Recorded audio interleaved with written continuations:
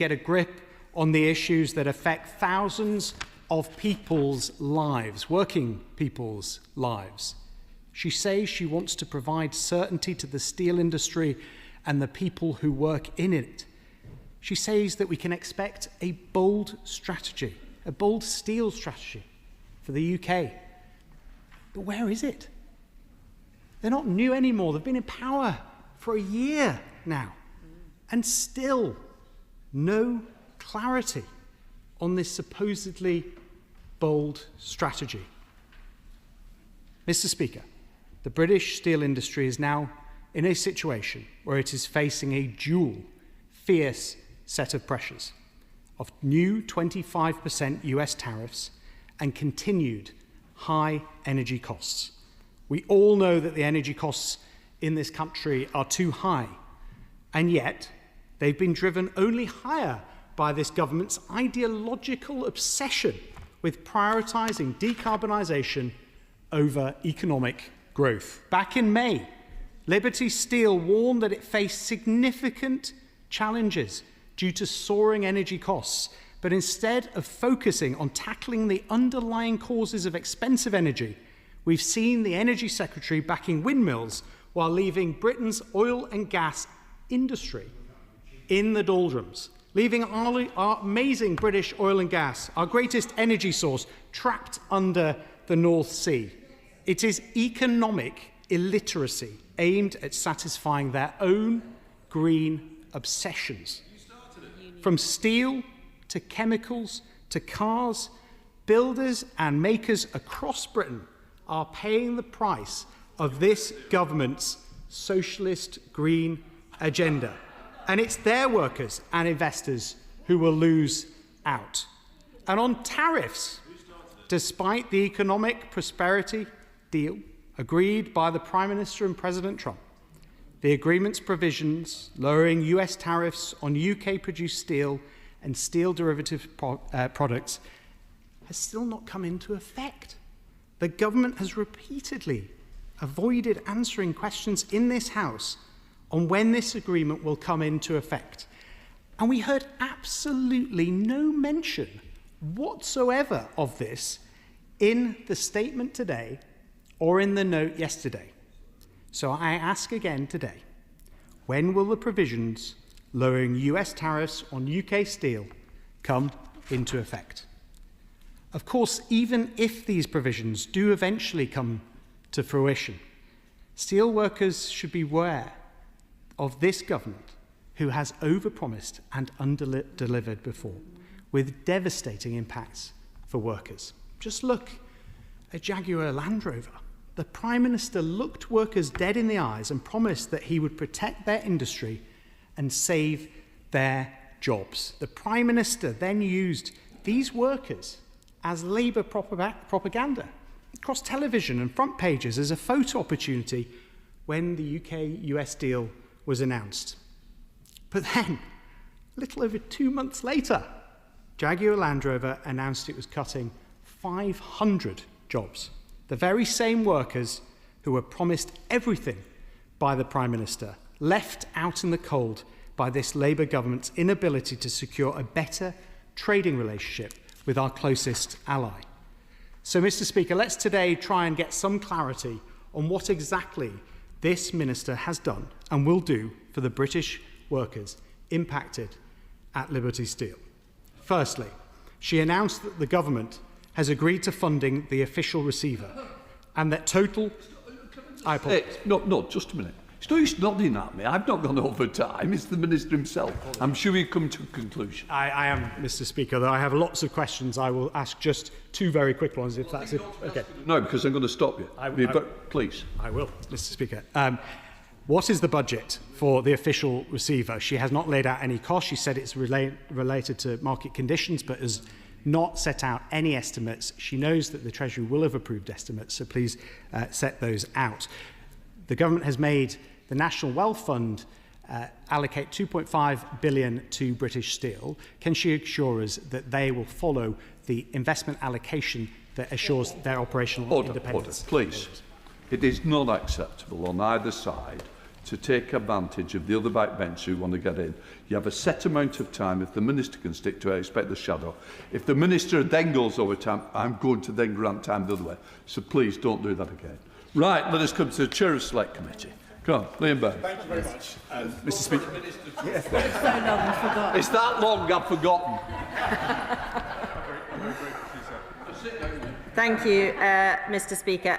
Just to explain to the Shadow Minister how this system works. The government hasn't taken over control. That's not the process of the official receiver. The official receiver was appointed following a court case which began in 2024. It's been a very long, very arduous case, and he hopefully will understand that I cannot set out the cost of the official receiver at this point, because the official receiver has only just begun the work that he's been doing. It's very early days and we can't be specific.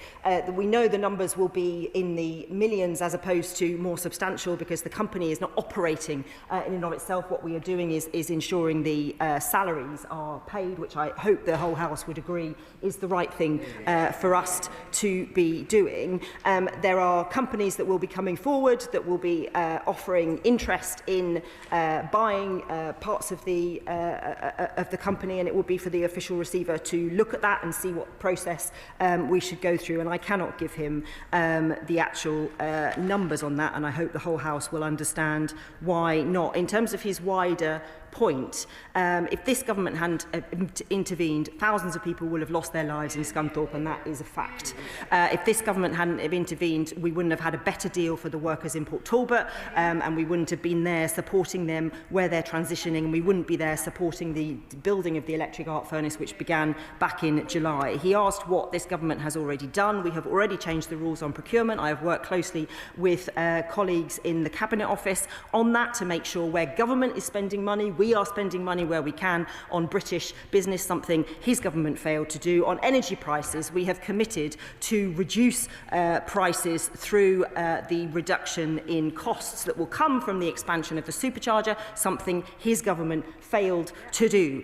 We are working on a bold strategy that we will publish this year that will build on that, whether it comes to trade protections, which we've already taken measures on, or whether it's about our scrap policy, R&D, jobs, apprenticeships, skills.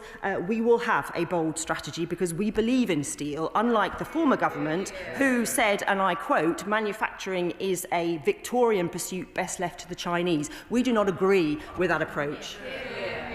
Try again, Chair of the Select Committee, Liam Byrne. Thank you very much, Mr. Speaker. Well, I would like to congratulate the Minister for actually saving Britain's real engineering from years of financial engineering that was not in the best interest of this company and was more in the interest of the self-enrichment of the people behind it. The question for us, though, today, Mr. Speaker, is what steps will the government now take to ensure, safeguard a growing, thriving industry? So will the Minister reassure the House that she will use us to oversee the liabilities that the department has taken on? But crucially, will she set out when she expects those lower energy costs to kick in, when she expects the tariff barriers in the United States to come down, and when she will tie together a strategy for the House to debate in a steel strategy, which I hope she will publish as soon as possible? Can I thank my right honourable friend for those very helpful questions? Of course, he reminded me that the Shadow Minister had asked about the US.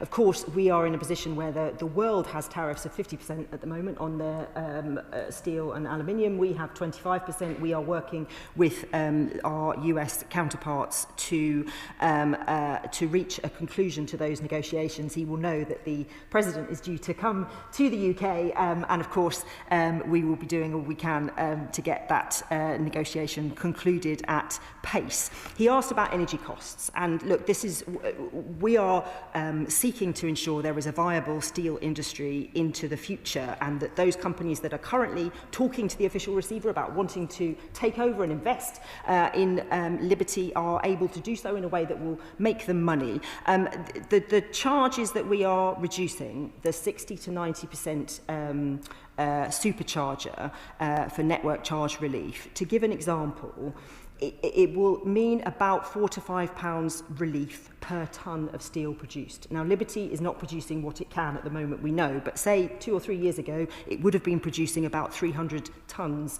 of steel per year. So £4 to £5 is upwards of, up to £1.5 million that they would save on their energy costs. Now, that is very substantial reduction, and that is something that I'm sure he will welcome. In terms of the liabilities, of course, we want to be as honest and as open and as transparent with the House as we possibly can. A lot of the liabilities are with the creditors at the moment, and the costs that we incur, of course, we want to come to the House as soon as we can to make sure we are setting out. And of course, he's right.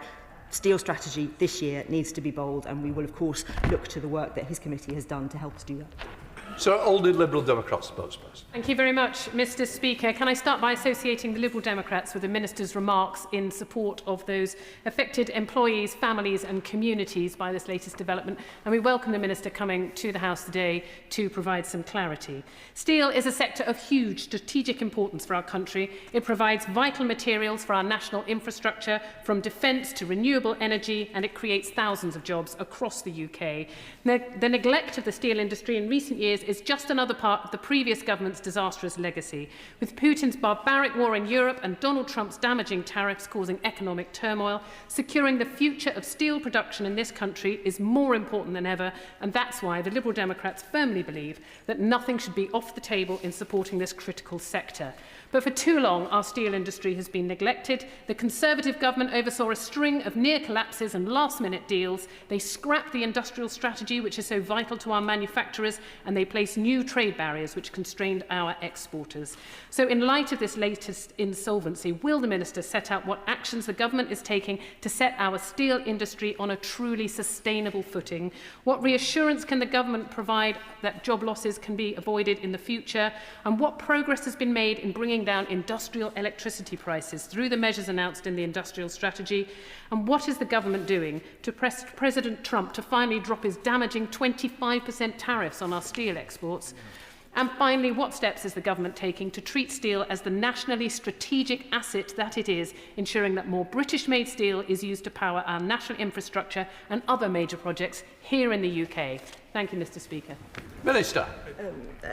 Can I thank the Honourable Lady for her remarks, and I think she is right to ask how are we ensuring that this nationally strategic asset is protected, and we are doing that. I've just set out the reduction in terms of the energy prices that the steel industry as a whole will benefit from, extending the supercharger to give network charges relief from 60% to 90%, which will bring significant lower costs in terms of energy prices for our steel industry. We are prioritising procurement of British steel when the government is spending money, because we believe that that is the right thing to do. We've already introduced protections in terms of steel trading, and we are ensuring that we are doing everything we can, talking to our US counterparts all the time about reaching a conclusion in terms of the negotiations on our steel on the steel tariffs, and I am optimistic about those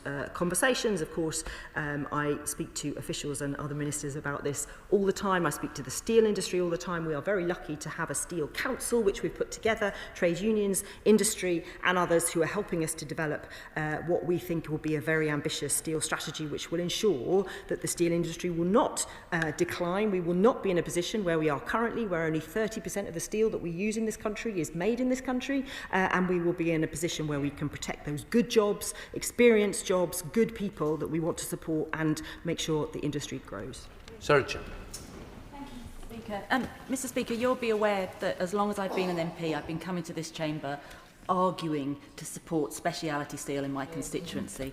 And can I politely say to the Shadow Minister, the different response we've got from this government is night and day for what I've had under the Conservatives. And I personally want to thank the Minister for having such an open door policy, and the Shadow the Secretary of State to myself, and my honourable friend from Stocksbridge, and I know that you're doing everything you can to save this speciality business. But can I say that one of the first actions of the official receivers was to release approximately 30 apprenticeships due to start their training in the next few weeks? So can the Minister reassure the House that not only will the government commit to the business, but the business can only survive with the highly skilled, committed professional staff, and that you're as the Minister is as committed to them as she is to the business? Can I thank my honourable friend for those remarks, and they're very gratefully received, and we will continue to do all we can to support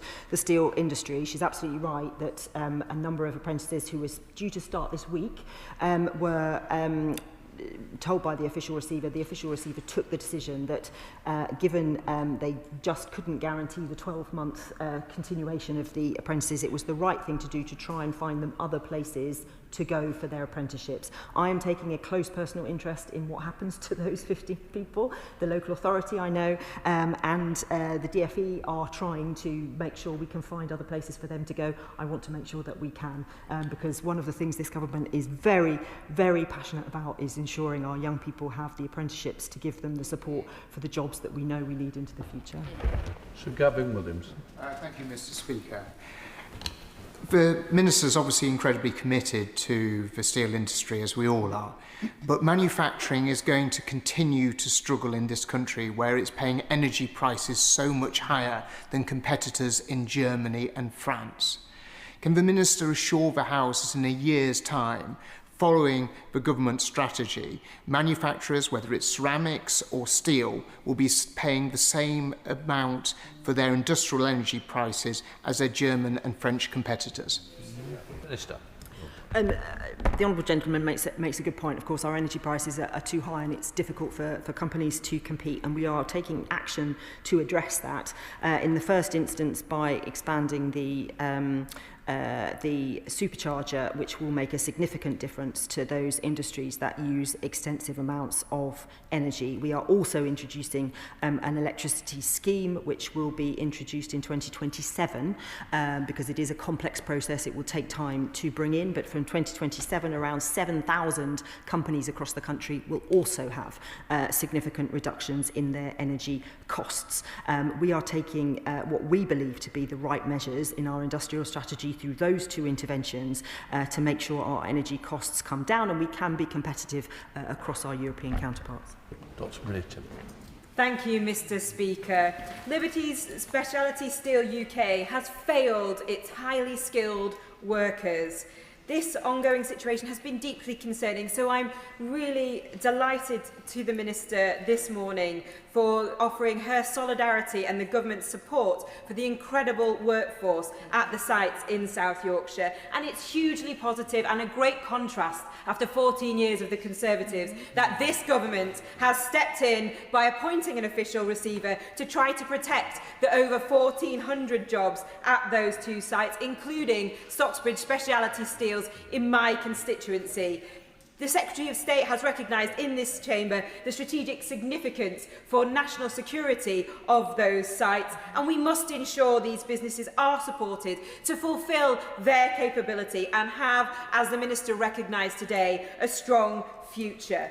Can the Minister commit to taking adequate time to find a responsible buyer with the right deal, and during that time that workers are kept in employment with salaries continued to be paid, as well as ongoing efforts are made by her and the official receiver to resolve the outstanding pension issues? Minister. My right honourable friend and I have spoken many times, and she is such a champion, as are many of my colleagues, in terms of supporting the industry that we know that we need. And she's right to point to the work that Stocksbridge does and how important that is for us as a country. And of course, we will do what we need to do through the process of the official receiver, make sure that people are getting the salaries that they need. And of course, we know for the last couple of years, so many of those people have been on furlough, and we want to turn that around. around. We believe that there is a viable industry here that is languishing unnecessarily, and if government provides the right support through interventions such as our energy reduction measures, and we work together with the official receiver on, there are multiple companies, I should tell my honourable friend, coming forward who are interested. We need to establish how viable those offers are and what the best situation is. And of course, the official receiver has to think of the creditors and what's the best outcome for the creditors in terms of their work. But of course, we take a close interest in that. And she's right to point out the issue around pensions. And I know there is uncertainty, and the official receiver and Teneo are looking at these issues now to see exactly what has been paid and what hasn't paid, so that we can unpick the pensions issue. Thank you very much, Mr. Speaker. This is obviously the second time that we have seen a crisis in the steel industry in the last year. This impacts across other industries that are commercially operated that are critical for our national security. In Lancashire, the failure to place an order for 25 Typhoon jets is risking thousands of jobs in the critical defence industry of BAE Systems. We're also seeing a lack of join-up between government departments, not realising that whole life cycle manufacturing of nuclear fuel, which is equally critical for our national infrastructure, and impacting on hundreds of highly skilled jobs in Lancashire at the Westinghouse Springfield site. So could the Minister update me on the work that she is doing with the Department for Defence to ensure that these commercially operated industries that are critical to our national defence capabilities and national security are properly strategically supported to be sustainable into the future? Minister. Can I thank him for the question? He's right to point out the importance of our defence industry and the need for us to support that. And of course, the industrial strategy outlined 8 growth-driving sectors that we believe, through support from government, can really turbocharge in terms of growth. And defence was one of those. We've published the 8 sector plans, apart from the defence one, which will be coming shortly. So he should look out for that. Of course, we've increased funding on defence very significantly. That will lead to thousands of jobs across the UK. And I work very closely with my colleagues in defence, particularly the Defence Procurement Minister, to make sure we are procuring UK jobs where we can and supporting our industry to grow. Thank you, Mr. Speaker. First of all, thank the Minister for her action. After 14 years of inaction from the party opposite, it's a welcome change. Sheffield, of course, is synonymous with steel, particularly special steels, after Harry Greeley invented stainless steel in the city over 100 years ago. I say to the Minister, she mentioned public procurement and consideration being given, I think the word she used, to the purchase of British steel. Could I just ask her to be clearer about what consideration means? I hope it means more than simply looking at the narrow issue of specific costs for a product, but look at the wider benefits to the steel engineering and wider economy of purchasing UK steel. Will she assure us that when public procurement takes place, those wider considerations come into effect? Minister. Can I thank my honourable friend for his question? And yes, I mean, within the realms of what we can do legally in terms of subsidies and within those parameters, I want to make sure we are making sure, the Cabinet Office is very keen to make sure that where we are spending public money, we are buying British, and that the value of that is recognised in terms of the contracts that we pursue. So the value of those British jobs, the value of where they are around the country is recognised. And I think, you know, he talks about the importance of steel in his area, and I've talked with colleagues about developing a steel corridor, which I think is really important, and we are pursuing through the steel strategy. Chris Philp.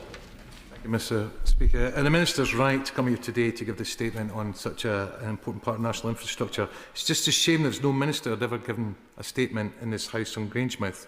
We've now learned the Chancellor met the Chair at INEOS, Jim Ratcliffe, just 3 weeks ago, just 3 weeks before Petro INEOS Grangemouth closed, but didn't even as much as raise the refinery with him. In her statement, Minister has said, Mr. Speaker, the Government stands with affected steelworkers in Rotherham, Sheffield and Wednesbury. We stand with their families. Quite right, so do we in the SNP. So why did this Labour Government never stand with the workers of Grangemouth? I'm not quite sure. It's up to the Minister if she wants to answer it. But Grangemouth, it is steel rather than petroleum. But I'm sure the Minister may wish to. Thank you, Mr. Speaker. I mean, just to say, we have very much stood with the workers in Grangemouth. We're investing through the National Wealth Fund £200 million to support that development. I've had multiple conversations and we've spoken multiple times in this place on how we're going to support industry in Grangemouth to transition and to grow and to support those workers who are, where they are losing jobs, are receiving significant support. So I fundamentally disagree with his painting of that picture. Olivia Black. Thank you, Mr. Speaker, and thank you to the Minister for her action. Steel remains a key part of the South Yorkshire industrial, economic and strategies. Can the Minister reassure the House that workers' wages and livelihoods will continue to be prioritised throughout the whole of this process? And will she join me in thanking the members for Penistone and Stocksbridge and Rotherham Central for their work to champion not only the sites in Stocksbridge and Rotherham, but the South Yorkshire Steel Corridor? Minister. Thank you, and of course I join that gratitude for having such amazing colleagues who stand up for what they know to be right and sensible. We're not protecting something that is not worth protecting. We're protecting something that we think has a really vibrant, viable future, and that's what we're trying to work towards. And of course, also working closely with South Yorkshire Mayoral Combined Authority and the Mayor, because there is, through advanced manufacturing more broadly in the region, the Innovation District, the Research Centre, there is a huge wealth of expertise and talent that we can build on. Julian. I'm very grateful to the Minister for the frankness of her statement. Can she reassure the House that the fact that she says the director of the company is under investigation for suspected fraud, fraudulent trading and money laundering will not in any way hold up any remedial steps the government needs to take in support of the industry and its workforce? And for the background knowledge of the House, can she give us an indication of precisely what sort of specialisms this particular plant offers in terms of its naming of itself as a speciality steels enterprise? Minister.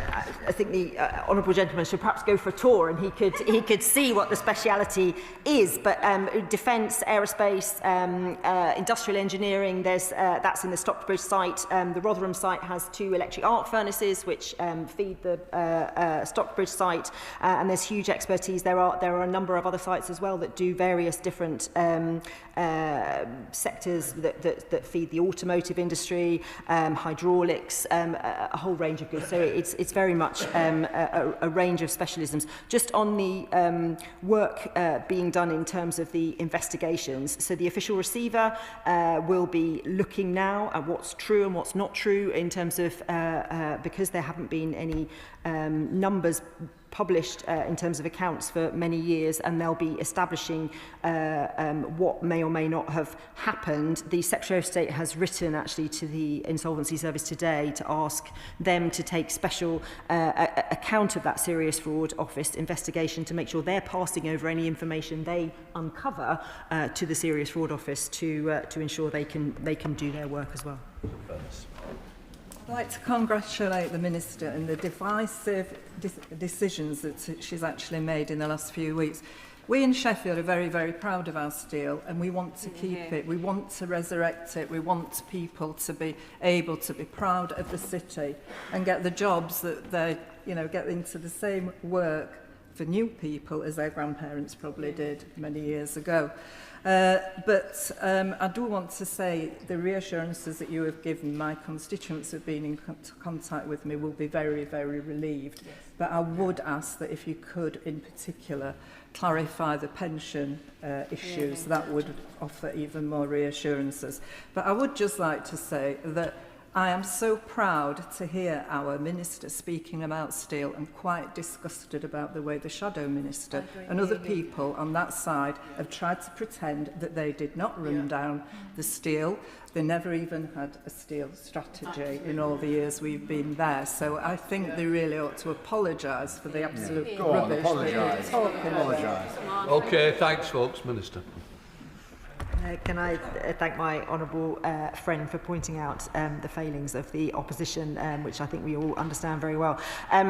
In terms of the pension issue, I absolutely recognise the kind of concern that people are going to have. We just have to let the official receiver sort of get under the skin of that and work out what has been paid and what hasn't, because that isn't clear. Once we know, we will look into that and do what needs to be done. But I don't want to say something until we actually know the reality of it. Richard Tice. Thank you, Mr. Speaker. Can I congratulate the Minister and the Government on doing the right thing in supporting our steel industry? I've been expressing concern about Liberty Steel since 2021. And it'll be interesting. This is a critical moment where the private sector investment can be attracted into electric arc furnaces with electricity prices where they are. Minister, I think there's a better solution, which I've spoken about outside of this House, which is to merge Speciality Steels with British Steel to create a cohesive, excellent, strong champion of our steel industry that we all say we support into the future and invest in it. That's the way to ensure economic growth in this country. Yeah. Minister. Can I thank him for his question? The official receiver is independent. Of course, we are very interested in and keeping in close touch with them about what may or may not come out of that. The idea he suggests is not necessarily a foolish one on this occasion. But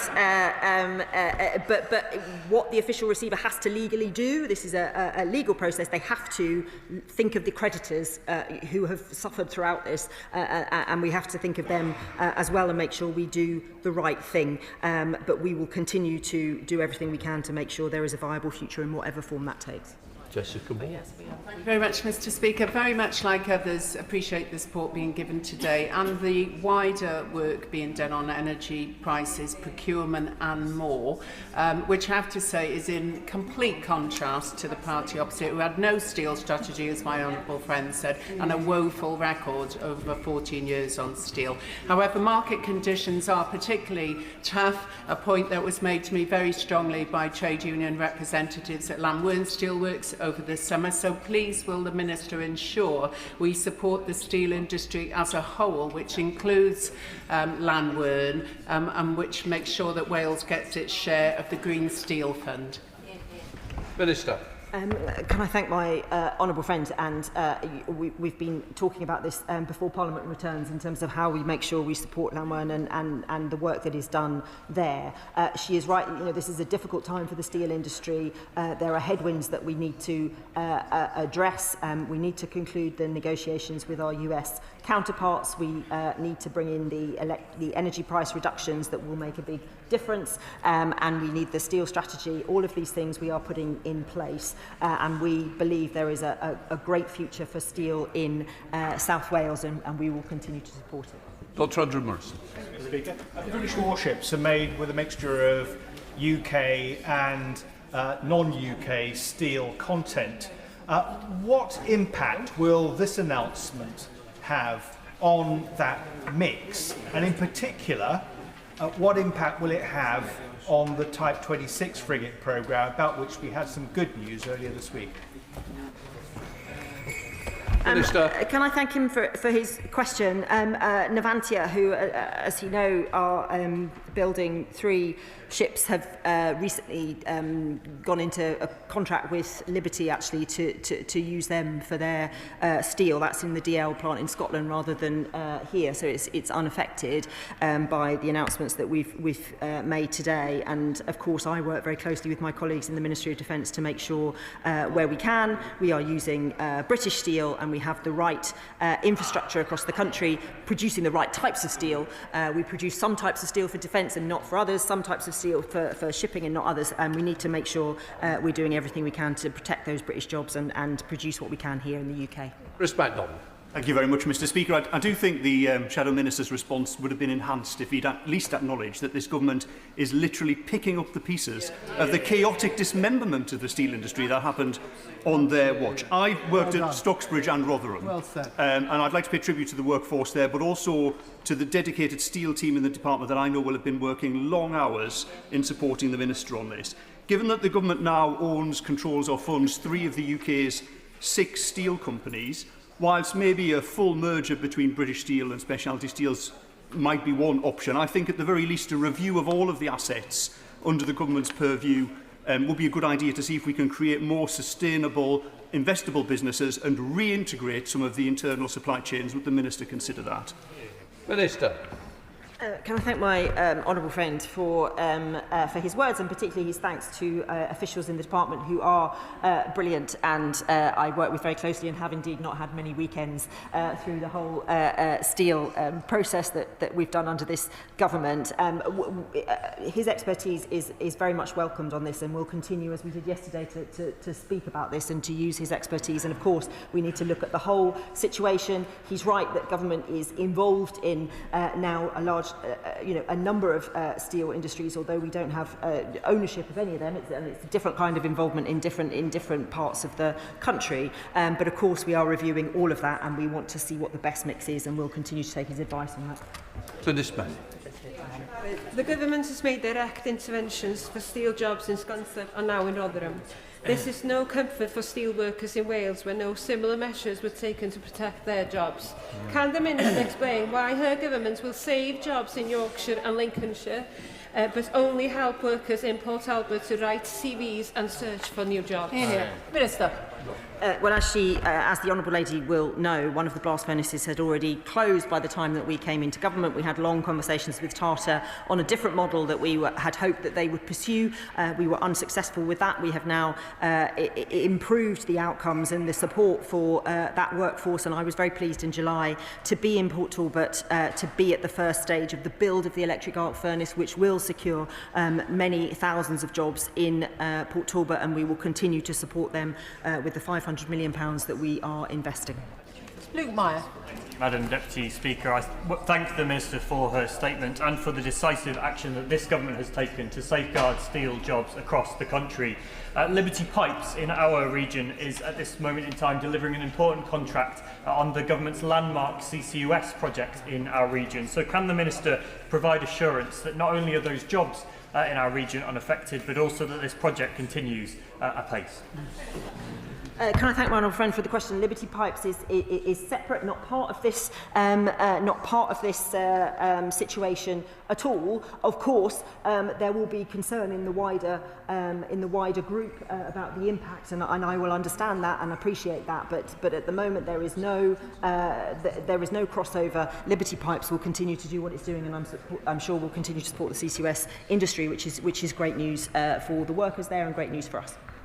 John Cooper. Thank you, Madam Deputy Speaker. And it's good news that Liberty DL in Scotland is not involved in this immediate crisis, but it's not shroud-waving to suggest that the difficulties in the wider industry may mean that it one day does become involved in that.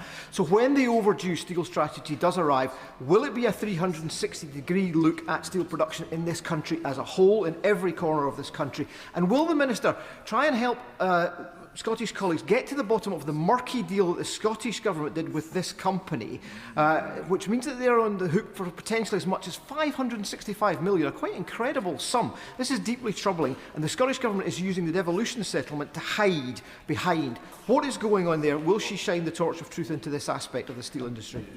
Minister. As the honourable gentleman will know, they're separate legal entities in terms of DL, so they're not affected. But of course, he's right to sort of worry about the overall company and the impact that might have. I will look into what he has raised in terms of the Scottish Government and Liberty, but we are having a look across the whole of the UK and what the steel industry should look like. We've got the devolved governments involved in the steel strategy, as well as the unions and the industry and others. So we are taking a holistic view of the whole of the UK to see what we can do with the steel. Sammy Wilson. Thank you, Madam Deputy Speaker. The Minister is right when she states that the business environment has not been good for the UK steel industry. And the main cause, of course, for that adverse environment has been high energy prices, twice as high as European competitors, 3 times higher than US competitors. But given that the energy sector reminds us on a daily basis that he intends to continue his manic obsession with net zero, which has been the cause of the high energy prices which have caused this environment, how does she hope to attract the private investment which she says is necessary to make the industry bounce back stronger and grow tomorrow?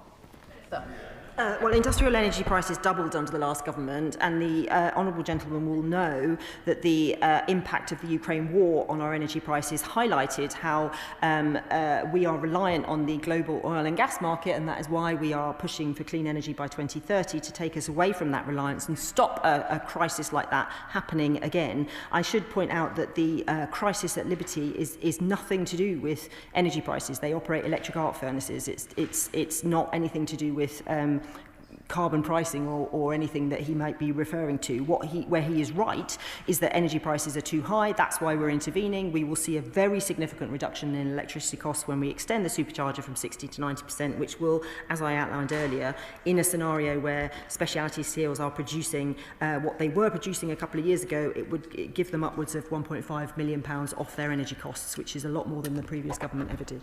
Bradley Thomas. Madam Deputy Speaker, UK manufacturing has been undervalued for far too long, and one of the best ways that we can support industry is ensuring that their cost base is as low as possible. Will the Minister commit to the House that in 12 months' time UK manufacturers will face lower energy costs than today, and will she rule out further national insurance increases? Minister. So UK manufacturing suffered under the previous government that had no strategy, didn't really believe in it, and allowed thousands of jobs to be lost across a range of different industries. This government is taking a fundamentally different approach. We have an industrial strategy where we are intervening directly to grow the industries of the future, including those foundational industries such as steel that are so important to us for many different reasons. We are introducing energy price reductions, which for companies like Liberty, companies that use high levels of energy costs, will mean a significant reduction in their costs by next year. We are also introducing an additional energy reduction for a wider group of up to 7,000 companies that by 2027 will also receive a significant reduction, which again is something that the previous government never did. Jim Shannon. Thank you, Madam Deputy Speaker, and can I thank the Minister very much for her statement and for her commitment. And anything that I've ever had to speak to the Honourable Lady about, there's always been a willingness to try and achieve something in relation to giving us security for jobs, so I thank her for that personally. The fact that some 1,450 jobs are online is devastating for all of those families, but also to the subsidiary supply companies and those who rely on high quality steel for their manufacturing, including for instance in Northern Ireland, Harland and Wolff, aerospace, the construction sector. There must be certainty for the future of steel to continue to win future contracts for our industries. How can the Minister provide certainty in these very uncertain days? Thank you. Minister.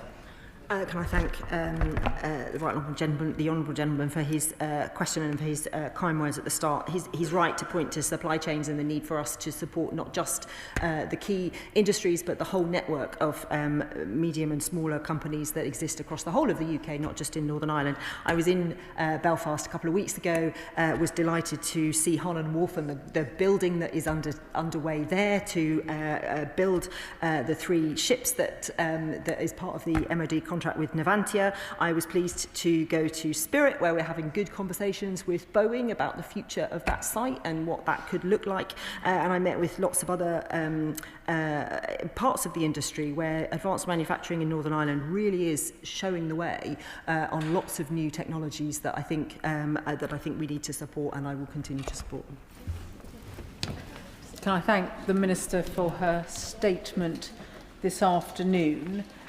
Before I come to the next statement, can I remind the House and honourable members that they should avoid referring to any cases which are currently active before the courts.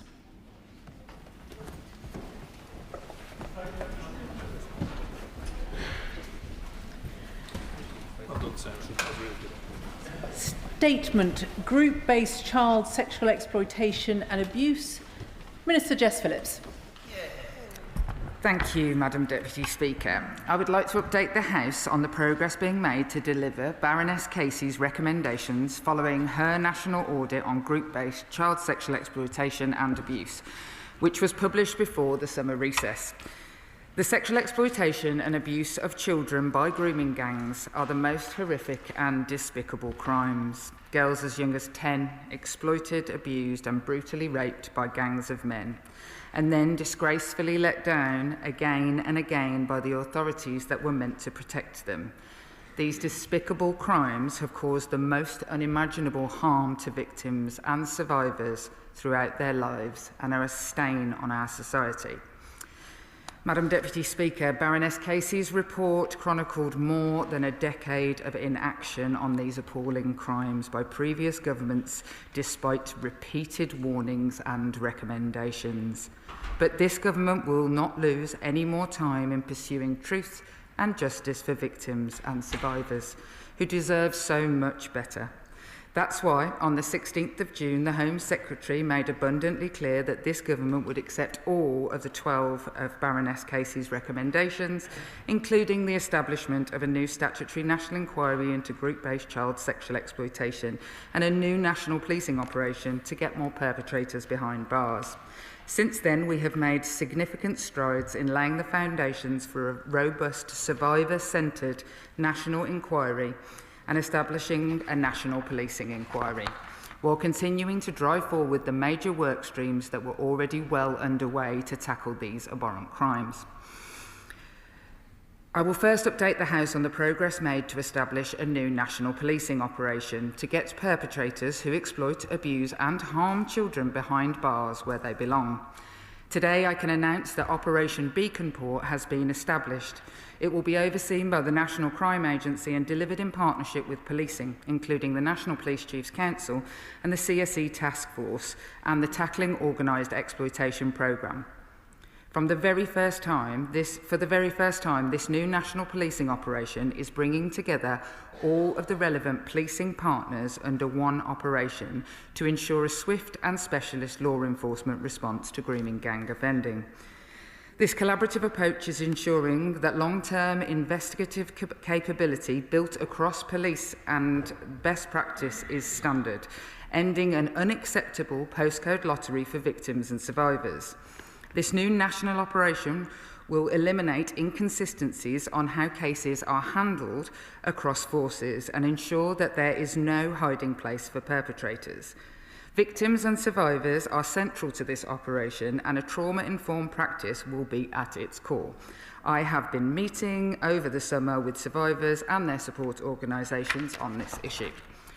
This work is already well underway. In January, the Home Secretary asked police forces to identify cases involving grooming and child exploitation that had been closed with no further action, to pursue lines of inquiry and reopen investigations where appropriate. As a result of that commission, 1,273 cases have now been identified for formal review, and with the new national operation has identified 216 highest priority cases that are those involving an allegation of rape, which are being accelerated as a matter of urgency. We expect policing to meticulously pore over these cases and work with associated victims to relentlessly pursue perpetrators who should be behind bars. That includes the ongoing investigation relating to South Yorkshire Police's handling of reports into child sexual abuse and exploitation in Rotherham.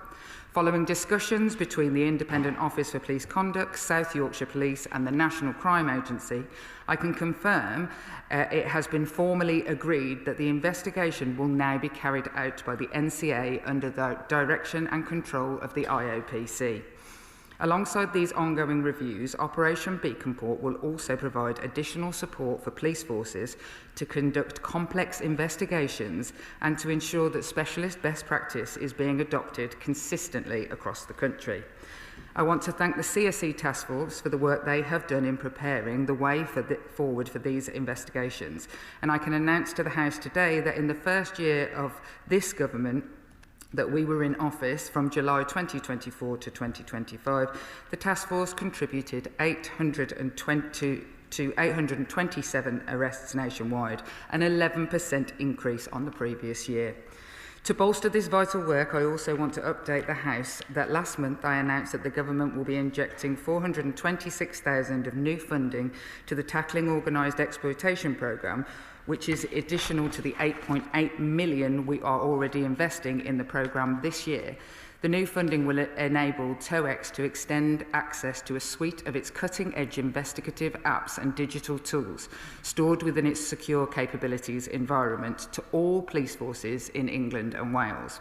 In addition to the 15 police forces which are already utilising TOEX tools, following my announcement of a further investment, a future 10 forces are currently onboarding. The TOEX expansion crucially supports the first phase of Operation Beaconport. Police officers will be able to access the AI-enabled tools to assist with detecting and investigating child sexual abuse and exploitation. This includes TOEX Translate, a tool for bulk translation of foreign language text from seized mobile devices, and has enabled savings of an estimated 25 million so far. And the Data Analysis and Review tool, which analyses large amounts of digital data to identify communications patterns and relationships between suspects. Further announcements on Operation Beaconport will be made by operational partners shortly. A comprehensive update is expected in the coming weeks, setting out the full scope of the operation and the support available to those affected. Madam Deputy Speaker, we will never shy away from the facts in these cases, and so following Baroness Casey's audit, her conclusions on the disproportionate role of Pakistani heritage gangs, and building on the work of the Home Secretary had already commissioned to improve ethnicity data in relation to these crimes, we have also committed to making it a requirement to collect ethnicity and nationality data of suspects who commit child sexual exploitation and abuse offences. The Home Secretary has written to Chief Constables to signal that the current data collection across ethnicity and nationality is unacceptable and that this data must be improved as a matter of urgency. Work is now underway looking to amend the annual data requirement to support this process, and we are also looking at legislative options to drive forward these improvements. Finally, Madam Deputy Speaker, Baroness Casey recommended the establishment of a new statutory national inquiry that could compel targeted investigations in local areas to get to truth and justice for victims and survivors, and to drive meaningful change in local systems and structures that had failed so many people in the past. I can confirm that the national inquiry into group-based child sexual exploitation and abuse will place victims and survivors firmly at its heart. It will crucially ensure trauma-informed, accessible engagement for victims and survivors that reflects diverse lived experiences and minimises the risk of re-traumatisation. The inquiry will examine how effectively local and national safeguarding systems protected children from group-based sexual exploitation and abuse, and hold institutions accountable for past failures. As the Home Secretary said in June, its purpose must be to challenge what Baroness Casey's audit described as continued denial, resistance and legal wrangling amongst local agencies. The inquiry will consider intersections with ethnicity, race and culture, and assess the safeguarding duties of public services, identifying both failures and examples of good practice. I know that everyone in the House and beyond wants to see the inquiry begin its work at the earliest opportunity. Colleagues will know that this requires the appointment of a chair and the agreement of terms of reference. Following a recruitment process over the summer, Home Office officials, the Home Secretary and I have met with prospective candidates for the chair of the inquiry, and we are now in the final stages of that appointment process. Most importantly, the chair must have credibility and experience to command the confidence of victims and survivors as well as the wider public, and meaningful engagement with victims and survivors is paramount. To support this, a dedicated panel of victims and survivors has been established, which will contribute to that chair's selection process. This is a critical milestone, and once an appointment is confirmed, the House will be updated at the earliest opportunity. Members across the House will understand that this process must be done properly and thoroughly, and that we must avoid a repeat of what happened with the efforts to appoint a chair of the original independent inquiry into child sexual abuse, when 3 chairs were appointed and subsequently withdrew from July 2014 onwards, prior to the eventual appointment of Professor Alexis Jay in 2016, a full 2 years after the original chair was named. We are determined to ensure that does not happen again. In line with the Inquiries Act, the appointed chair will play a central role in shaping the Commission's terms of reference. These will be published and subject to consultation with stakeholders, including victims and survivors. The inquiry is expected to run for 2 to 3 years, enabling it to examine a broad range of issues while honouring Baroness Casey's recommendation that it must be time limited to deliver answers swiftly, which has been a key request not just from victims and survivors, but also members across the House.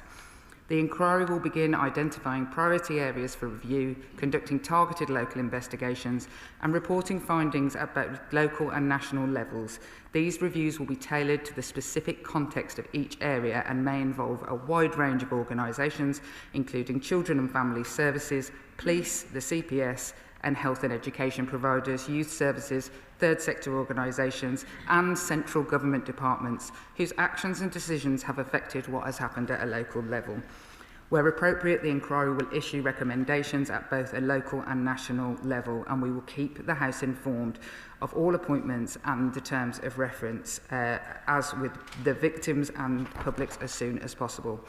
The Government remains unwavering in its commitment to ensure that this inquiry is robust, transparent and capable of delivering truth, accountability and meaningful change.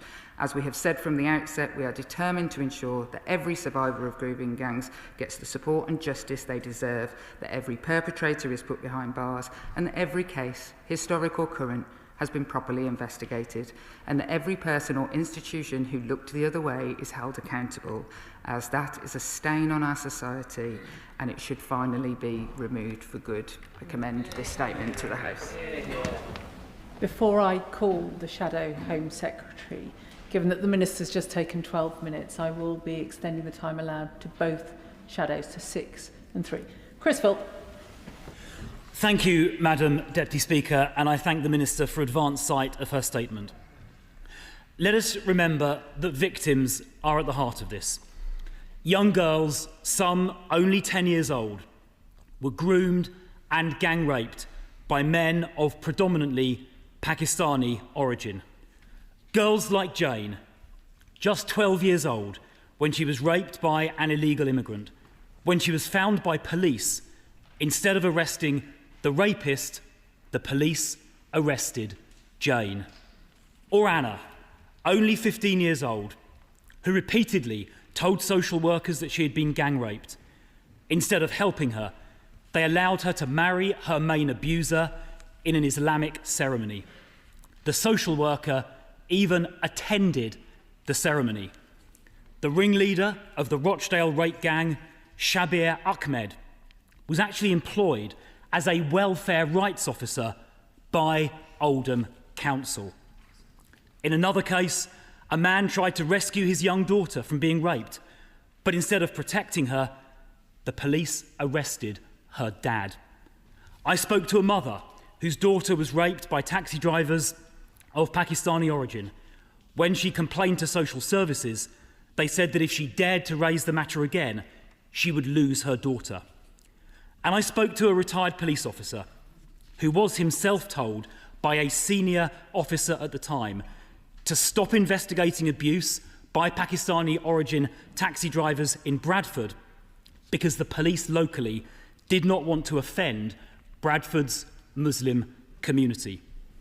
A former Labour MP, Simon Danchuk, was even told by senior Labour Party figures to stop asking questions in his constituency to avoid antagonising the Muslim community. So these crimes were deliberately covered up by people in authority because so-called community relations were seen as more important than protecting young girls. Madam Deputy Speaker, this is a disgrace. Now, the Minister claimed in her statement a moment ago that nothing had been done about this previously, and I don't want to dwell on this, but I will gently remind her that it was the last government that set up the original Rotherham inquiry in 2014, set up the long-running ICSA inquiry, which was much broader but did touch on this, started to collect data on the ethnicity of suspects, set up Operation Soteria to combat sex crimes, and I attended many meetings on that, set up the grooming gang task force that led to 550 arrests in its first year, I'm glad that's continuing, and introduced legislation to require mandatory reporting, and again I'm glad the government is continuing that work. It is clear, however, that much more is needed. But this government has had to be dragged kicking and screaming every step of the way. When the government's rejection of Oldham's call for a national inquiry became public on January the 6th, the Prime Minister disgracefully smeared as, quotes, far right those supporting calls for that proper inquiry. That kind of language is how these crimes got covered up in the first place. Now, 10 days later, the government partially U-turned and announced local inquiries. And then, on the 16th of June, faced with a parliamentary vote 2 days later, the government finally announced a statutory national inquiry. Not because they chose to, not because they wanted to, but because they were forced to. What the Prime Minister claimed was a far-right bandwagon in January had become government policy by June. And here we are, Madam Deputy Speaker, 3 months later. Almost no progress has been made. My office has been in contact with survivors in Oldham today, and they have heard nothing. Now we discover no chair has been appointed, there are no terms of reference, there is no news on towns like Oldham or Bradford, nothing of substance at all. This is just not good enough. So will the Minister tell the House precisely when a chair will be appointed and when we will have terms of reference, a precise date? Will this inquiry have full statutory powers under the 2005 Act? Will she confirm all 50 towns affected will be covered? Will she confirm that no police force or council will be able to investigate themselves? And will she confirm, perhaps most importantly, that this inquiry will look at those in authority, police, CPS, local councils, who deliberately covered this up because those people were more interested in appeasing certain minority communities than they were in protecting young girls? And finally, does she agree with me that those individuals responsible for deliberately covering this up should be prosecuted for misconduct in public office, and if they are convicted, sent to jail? Minister. I thank partially the Shadow Home Secretary for his tone. I'd just like to correct the record. I didn't say that he had done nothing. What I said, that Baroness Casey had said that there had been a decade of inaction of these appalling crimes by previous governments, was exactly what I said. I also answered in my statement many of the questions that he has asked. What I will not do, and his office may have spoken to some of the Oldham victims today. I spoke to some of them personally last night, and so I keep in touch with lots of victims. And what I will not do, what I will never do, is make it so that they are not involved. And it takes time to make sure that this process is completely victim-centred. And I will, frankly, what I will say to him, and I am sure that this is what he and others on his side have written to me about requesting, will want to see that too. And that is the process that we are undertaking. In answer to his question, no local authority area can turn it down. I have said, and the Home Secretary has said a number of times, it is a full, powerful statutory inquiry. And I have to say, I have seen some scaremongering, and victims have written to me to say, oh, this won't cover government officials, it won't cover people who covered things up. Absolute nonsense. Let me say and be very clear, and it be taken away by everybody who I'm sure has the victim's best interests at heart, that it will cover what it needs to cover to uncover the truth. And no stone will be left unturned. And that will make difficult conversations for people. And if people are found by our court system to have undermined and had disgrace in public office, then of course they should be sent to prison. However, that has never happened to date in these cases. And so, of course, I very much hope that we uncover the kind of social workers that he referred to, and I hope that they face the full force of everything that they deserve to face. But there is absolutely nothing that says that anybody can avoid this. It will be up to the inquiry, which is independent and statutory, to look and work with areas about where this will be. Debbie Abraham. Madam Deputy Speaker, and can I thank my honourable friend for her statement. no one doubts her absolute commitment and her team's commitment to address the root causes of the abuse and exploitation that so many women and some boys as well have experienced. In my contact with women this morning, they're absolutely, I'm speaking on their behalf, absolutely committed and understand and reflect that commitment of my honourable friend. But they are keen to know a bit more detail about when the chair can be appointed, the relationship that the National Inquiry will have with the local ones. You quite rightly said that the appointment of the chair should have victims and survivors engaged and involved in that, which is so important. But can you say a little, can my honourable friend say more about how we're going to ensure there's locality-specific representation as well, because there are slight differences according to locality. Thank you. Minister. There absolutely are, and the honourable lady is, my honourable friend is exactly right, there is difference, so it will be for the chair and a panel and a commission to be doing that work in localities and ensuring that that victim engagement is really location specific. With regard to the specific issue of Oldham, obviously we have been engaging very closely with Oldham for some time, including obviously with victims and survivors. I was speaking to some, as I say, last night about wanting them to be part of the terms of reference for the national inquiry, and our offer for a full local independent inquiry in Oldham remains in place, and we are in discussion with them about how they want to proceed in context of the national. What we don't want to do is have victims having to do a repetitive exercise, actually, but I can assure her that we are speaking to officials in Oldham very regularly. Liberal Democrat spokesperson Lisa Smart. Very much, Madam Deputy Speaker, and I'm grateful, as I always am, to the Minister for advance sight of her statement.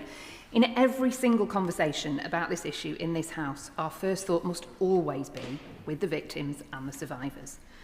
No child should ever suffer the devastating trauma of sexual exploitation or abuse. These crimes are abhorrent and an assault on the very values of our society.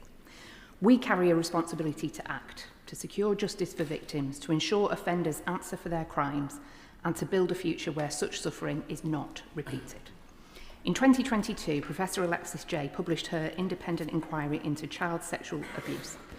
And in June, Baroness Casey released her report on group-based exploitation. I am really grateful to the Minister for her update on progress that's being made, but would like to ask when she expects to have implemented the crucial recommendations from both reports.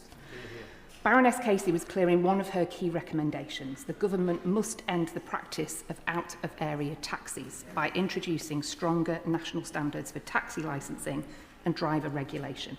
Across Greater Manchester, we know this problem all too well, and for years drivers have exploited the fragmented system by obtaining the easiest licences from councils in one area and then operating elsewhere.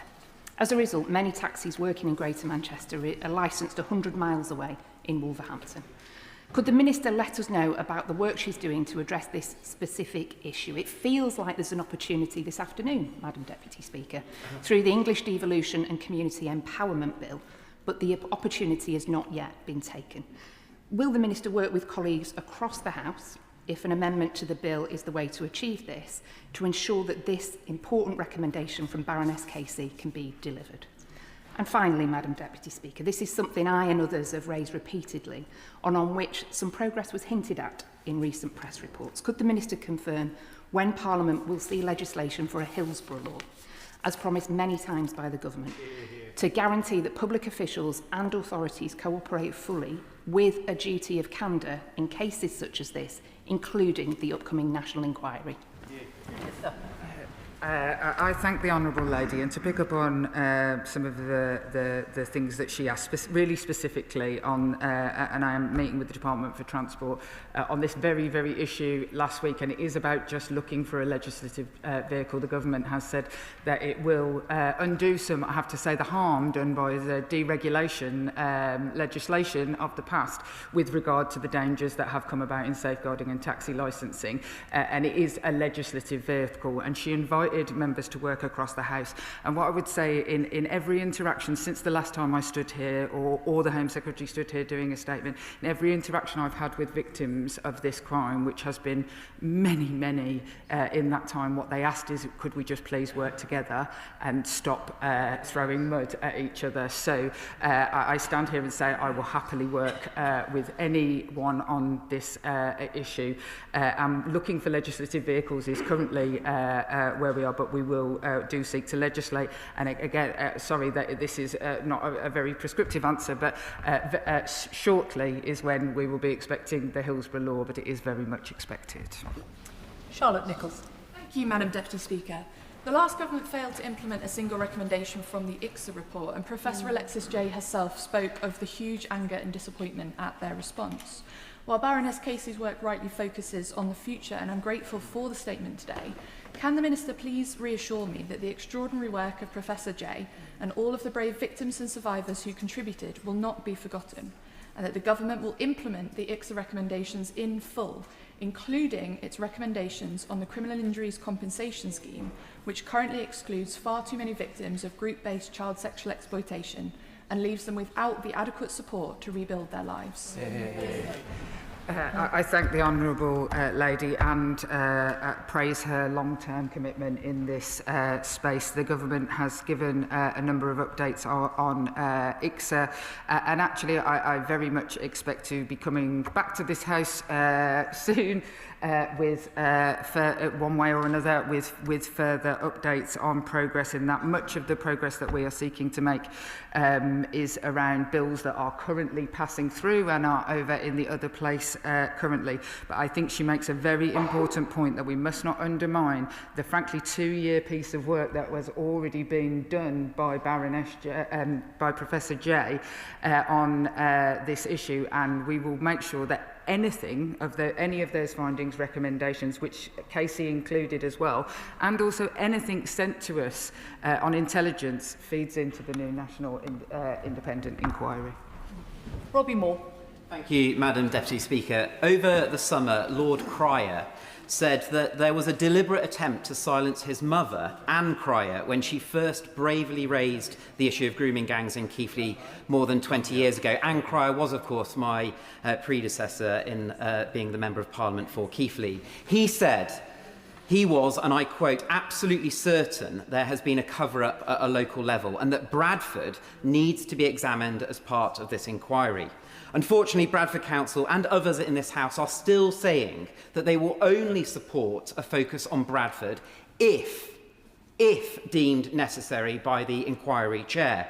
That is not the same thing, Madam Deputy Speaker, as saying that they will actively be lobbying for this outcome. So does the Minister share my concern that Bradford Council's reluctance for an inquiry in our area hasn't changed, despite the many voices of so many victims and others demanding one? Minister. I thank the honourable gentleman, and I pay absolute tribute to Anne Cryer, a woman I am incredibly fond of personally as well as professionally, for her immense bravery, and I absolutely have no doubt that none of us would be sitting here talking about any of this today had it not been for her, and so she deserves absolute credit. I have to say I do not recognise the characterisation that he is making. I have not had any particular pushback or anywhere suggesting that the inquiry shouldn't be looking into certain areas or making any sense that they will be resistant of it. But what I would say to all local areas is resistance is futile. Paul Wall. Madam Deputy Speaker, can I welcome today's update on the National Inquiry into Grooming Gangs, particularly the way that the Minister has made sure that victims and survivors are definitely going to be at the heart of whatever happens. But, Madam Deputy Speaker, during the trial earlier this year of 7 members of a Rochdale grooming gang, it emerged in court that actually the social workers involved had referred to one of those victims as a prostitute. She was 13 at the time. There were other victims who were 10 at the time who were also called prostitutes. I know the Minister will agree with me that the criminalisation of young girls as prostitutes causes them further trauma later in life. These girls were victims and the state should recognise them as that. So can I ask her what steps she'll take to ensure that such convictions for prostitution are disregarded as swiftly as possible? I thank the honourable gentleman, and often in this debate we discuss how people felt nervous or anxious about the ethnicity, when actually what is also very evident in every single case, regardless of the ethnicity of the perpetrators, is the ability of agencies to look at women and think of them as something else, young girls, and think of them as poor, and to treat them poorly, and that is exactly what he is talking about. We will legislate to introduce, we are already in the Crime and Policing Bill, which is going through, going to disregard any child prostitution convictions, and we are working with the Ministry of Justice to find a wider cohort of victims and work with CJS bodies to identify and review cases and support victims it won't always have been just prostitution charges. And in meeting with victims, I've met many who've been criminalised by a variety of things that they probably shouldn't have. And so that will be a much more complicated process, but one that we set in train. Mark Pritchard.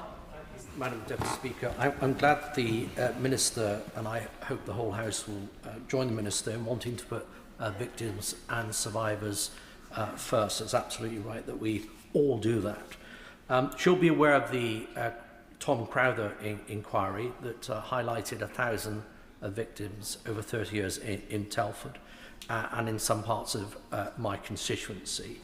As she earlier said to the House, we don't want victims to have to undergo, quote, a repetitive exercise, and I understand why she says that. However, would she support the national inquiry going back to Telford to ensure that things that still have not been done that should have been done will be done, and she'll ensure that the Labour Council there, forgive me, in Telford will not stand in the way of that progress? Minister. I thank the honourable gentleman, and just to say, on the contrary, there is very few people who have written to me more than the leader of Telford Council throughout this process to talk about how they want to continue to make progress. What I would say is that I am very familiar with what happened in Telford, and quite a lot of the evidence from Telford shows how people in Telford were groomed where I live in Birmingham, and yet, whilst brilliant, the Telford inquiry then didn't lead to any changes in neighbouring areas, and that is exactly what we will hope that the national inquiry will do. So whilst I cannot direct where it must go, I would absolutely be wanting them to look at prior work that has been done and some of the gaps identified, just exactly as he says. Clive Efford. Deputy Speaker, I welcome my honourable friend's statement today. This is yet another example of where the state turned its back on working class people, in this case young children, young girls. I welcome also the fact that the cold cases are going to be investigated, and that those cases will be reopened if there's any evidence of criminal activity. But we've seen in the past that when the police have been undertaking investigation and then there's an inquiry announced, that they suspend their investigations until the outcome of that inquiry. Can she give us an assurance that that won't happen in this case? Minister. Yes, the honourable gentleman makes a very important point that we have to make sure that the inquiry isn't used for further state inactivity, and there have been cases of those things that have happened before. Because we are undertaking a new national policing operation in Operation Beaconport at the same time as the national inquiry, what I will give him today is my absolute assurances that I will make sure that those are working closely together so that that cannot happen unless it is something that would cause such judicial issues that it would have to. Liz Saville-Roberts. And I truly thank the Minister for putting vulnerable girls first and central in her statement. And as we all know, victims of sexual abuse are too often disbelieved by the authorities, whatever the circumstances, and speaking out takes immense courage, and people pay an immense cost only too often. So while welcoming her announcements regarding the national inquiry, Can she assure me that the government's delayed violence against women and girls strategy will clarify how victims will be supported to rebuild their lives? And could she please say when it will be published? The violence against women and girls strategy, and there has been some reporting that it would not include child abuse victims and grooming gang victims, which I'd like to stand here and say is utter rubbish, and it absolutely will, and it will be published very shortly. But I would say to the honourable lady that any delay is only out of my own perfectionism, I think is probably what I'm going to call it, in that this is something that will last at least to the next Parliament, and is a 10-year strategy and has to be right, but it will absolutely have huge parts of it that are about the support for victims. Andrew Pakes. Thank you, Madam Deputy Speaker. Can I thank my right honourable friend for her statement, but also the care and determination she's brought to this role, not just to centre this discussion and action around the victims and young girls, but also to work in collaboration with others, not just in this House, but who are directly affected. Can I just add a question to echo points made by another honourable friend around loopholes in taxi licensing? One of the biggest issues that comes up in my constituency, both from taxi users and women's groups, but also from the vast majority of decent, hard-working taxi drivers, is that these loopholes and the ineffectiveness and outdated nature of taxi licensing actually gives a bad name to the system as a whole. Can I urge her to work with her colleagues and ensure, as we proceed with the national inquiry, we also proceed with this updating of legislation to give protection to all? Absolutely. Long before Baroness Casey was pointing out the safeguarding issues, I was being lobbied by really decent, hard-working people around the failures of the taxi licensing system as it currently stands. And we absolutely will consider all options. And as I've said, we have committed to legislating really specifically on this point. But we are looking also at including out-of-area working, national standards and enforcement, and consulting on making local transport authorities responsible for the licensing. Esther McVeigh. Thank you, Madam Deputy Speaker. Well, what a disappointment. I came here to the House today to listen to the Minister's statement in the hope that we would get some detailed information about the government's statutory inquiry. And what have we had today? A long statement and very little information indeed. In fact, I would go as far as to say what this government is doing about this rape gang inquiry is a masterclass in procrastination. And what did we hear from the Prime Minister? It was a right-wing bandwagon. What did we hear from senior ministers? It was a wolf whistle issue. Well, what we want to know are the terms of reference, and where will they be put on the government's website so we can all inspect them? And when will this conclude? Or does the Minister hope that it will go on and on and on past the next general election? Not sure that the honourable lady wants to hear my hopes about the next general election. I think, as I said earlier, the victims of this crime have sat in front of me with tears in their eyes and said they hate it when we shout at each other about these things, and they wish we would work together. So just to tell her again the details of what I outlined, was that 1,273 cases have now been identified by the new policing investigation, which was actually recommendation 1 of Baroness Casey. And of those, we are expediting 216 cases. So, and what I will tell her about the terms of reference is that they will be published and consulted on. And I have to say, I would very much welcome her opinion, and she's never asked for a meeting with me, and I'd love to have one if she'd like to be involved in how we build those up. Please get in touch with my office. But what I would say is that I have to say, hers is not the voice I'm most concerned about sharing then with, and those people I'm speaking to. Chris Murray. Thank you, Madam Deputy Speaker. One of the most shocking indictments in Baroness Casey's evidence at the Home Affairs Committee was the long list of inquiries and speeches and the shocking lack of action that had followed from them. So I welcome this announcements the Home Secretary's made in her statement about action on tackling these issues. And can I ask what about something in particular? Can she update us on the establishment of the Child Protection Agency, how that will be set up as this inquiry goes on, and how it will adjust and evolve as learnings from the inquiry have come out?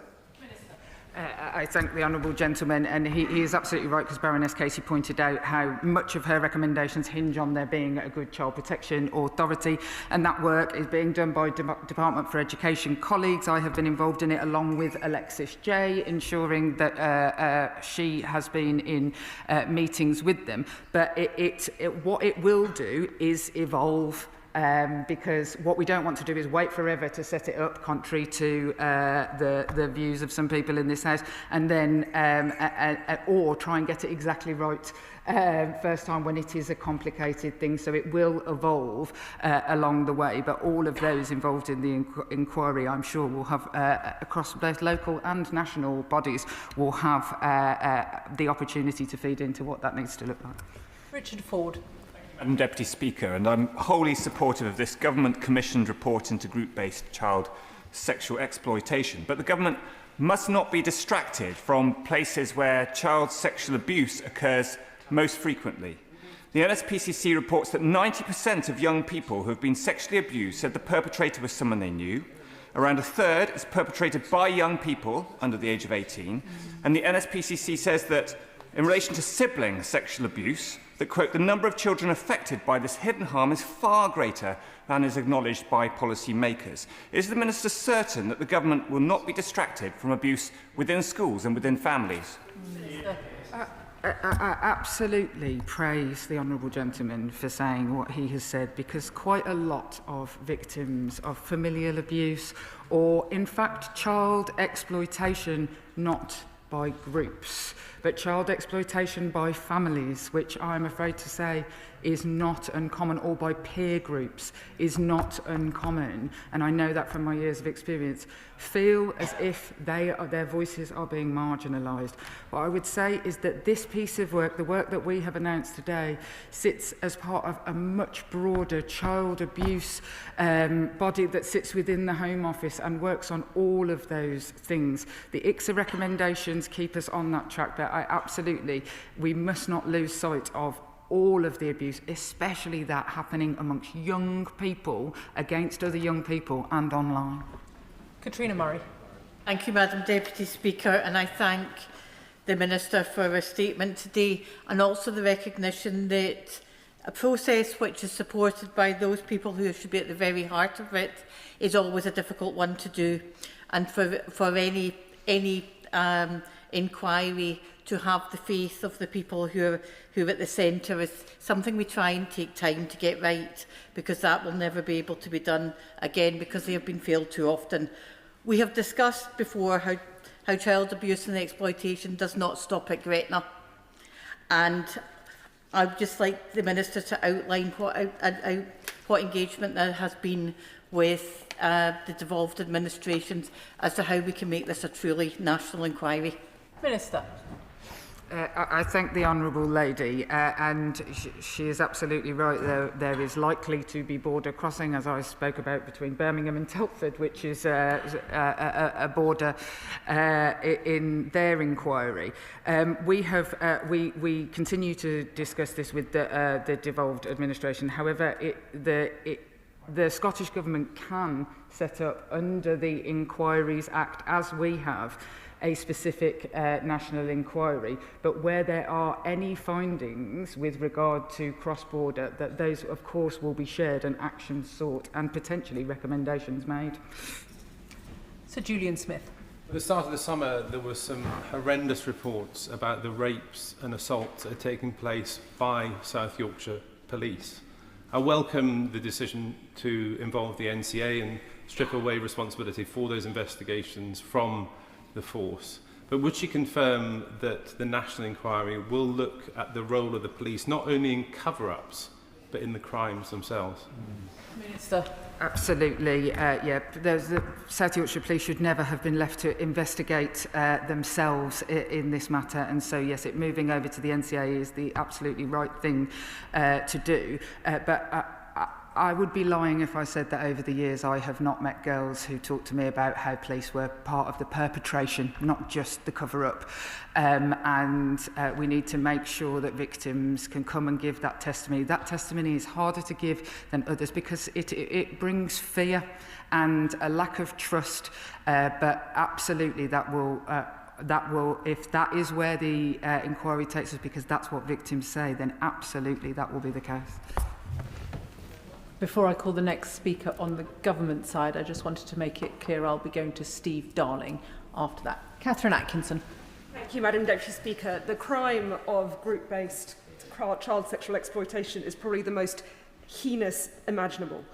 And it is so brave for victims to speak out and seek justice and drive change so that other young lives are protected from crimes like these. Can the Minister tell us more about how the National Inquiry will engage with victims and survivors and make sure that their voices and those who previously bravely contributed to investigations and inquiries are central to the recommendations? And unlike the criminal law, the Criminal Injuries Compensation Scheme does not recognise that children cannot legally consent and excludes those who have been deemed to consent in fact from compensation. So will she work with the Victims Minister to right that injustice? I thank the Honourable Lady, and I absolutely commit to working with the Victims Minister. And the issue of consent, actually, and the age of consent was a huge part of Baroness Casey's review. And a number of honourable members have mentioned like making this a victim-centred thing. That is words that we say. It is much, much harder in reality. These are people who have been very badly wronged, and their level of trust.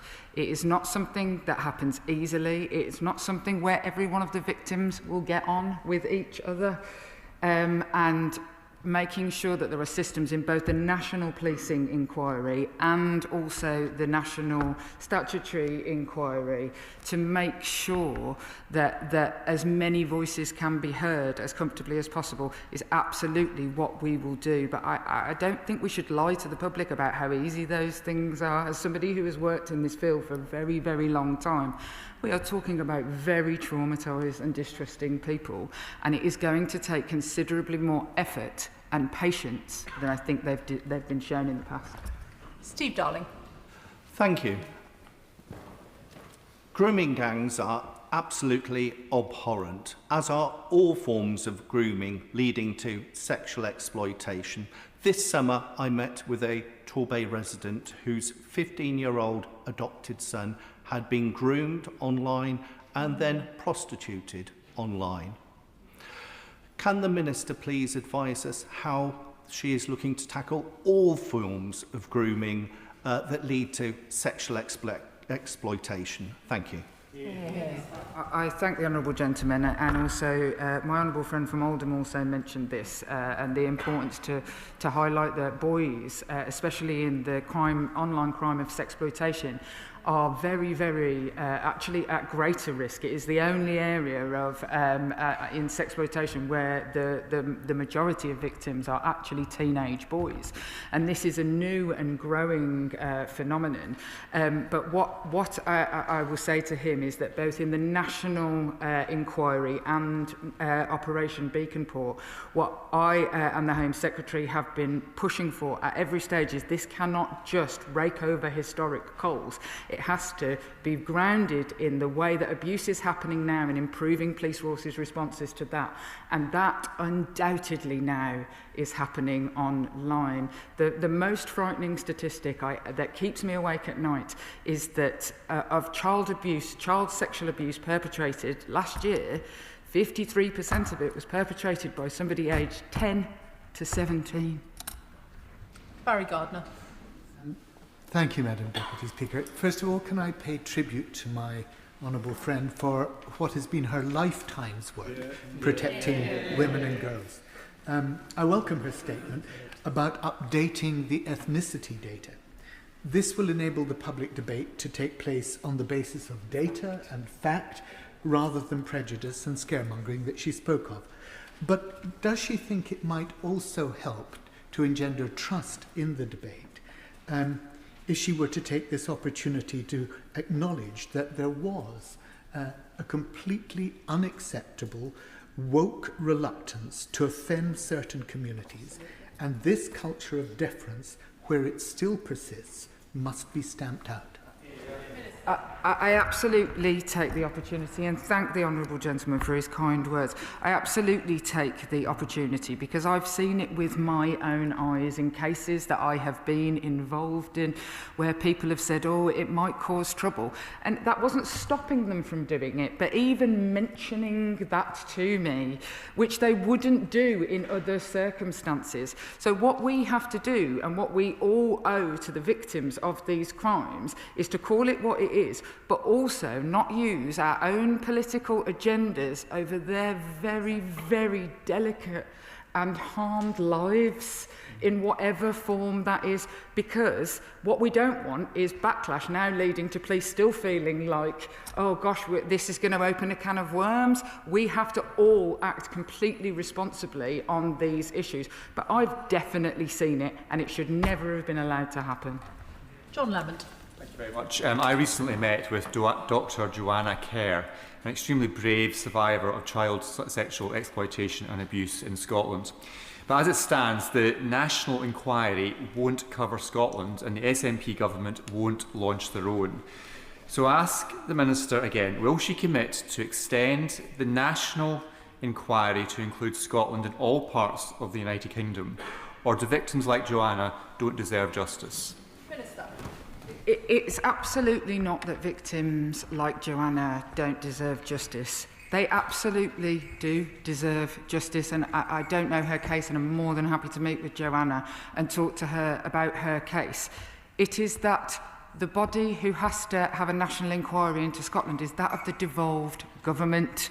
It is both policing and child protection are devolved issues. However, as I've said to my honourable friend, on this side of the House, I am more than happy to look at, and certainly where people have been abused in Scotland, who are Scottish or live in Scotland now and have been abused, where the inquiry covers, they will absolutely be able to take part in that.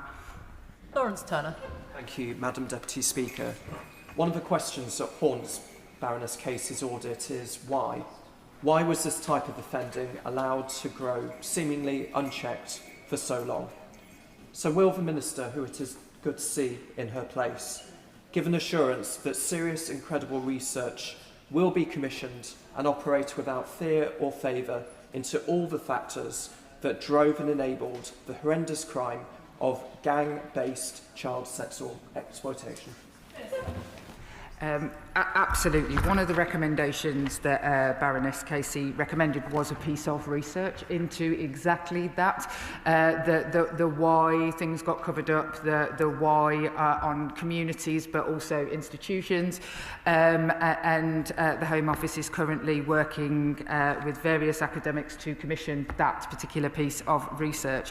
But that is the fundamental, and whilst a huge amount, and as I've said I agree with it, has been about the ethnicity on the why issue, the nervousness, the wokeness, whatever you want to call it. One of the real whys is also about class and these young women and the way that they are treated by systems when they come forward, and frankly how lots of women get treated when they come forward about any of these issues. Sammy Wilson. Speaker, it's a pity that the government has had to be dragged screaming into granting this inquiry into Pakistani rape and grooming gangs. But the inquiry is welcome. However, given the fact that nobody has been appointed yet, terms of reference have not been determined, and we don't even know how long the inquiry is going to take, I'm sure the Minister will understand why victims will be looking to see what can be done immediately to address the concerns they have. And could I ask the Minister, for those cases that have been identified, where officials, police officials, social workers, council officials have been identified as covering up, Can we be assured that their cases will go ahead of any inquiry? And for those who have been put in jail, can we ensure that they serve out their sentences and not like the Oxford 6 who were released early despite the recommendations? The honourable gentleman, I did actually say in my statement that, like as it outlines in Baroness Casey's review, that it should take around 2 to 3 years. It should be time sensitive. And look, all I can say to the honourable gentleman is that to make sure that we are doing this right, I have said we will shortly update on the chair, and I would gently remind him of the 2 years it took to find a chair of the Child Sex Abuse Inquiry. 2 years and 3 failed attempts. I do not want to do that to people this time, and so that is why we are taking the time.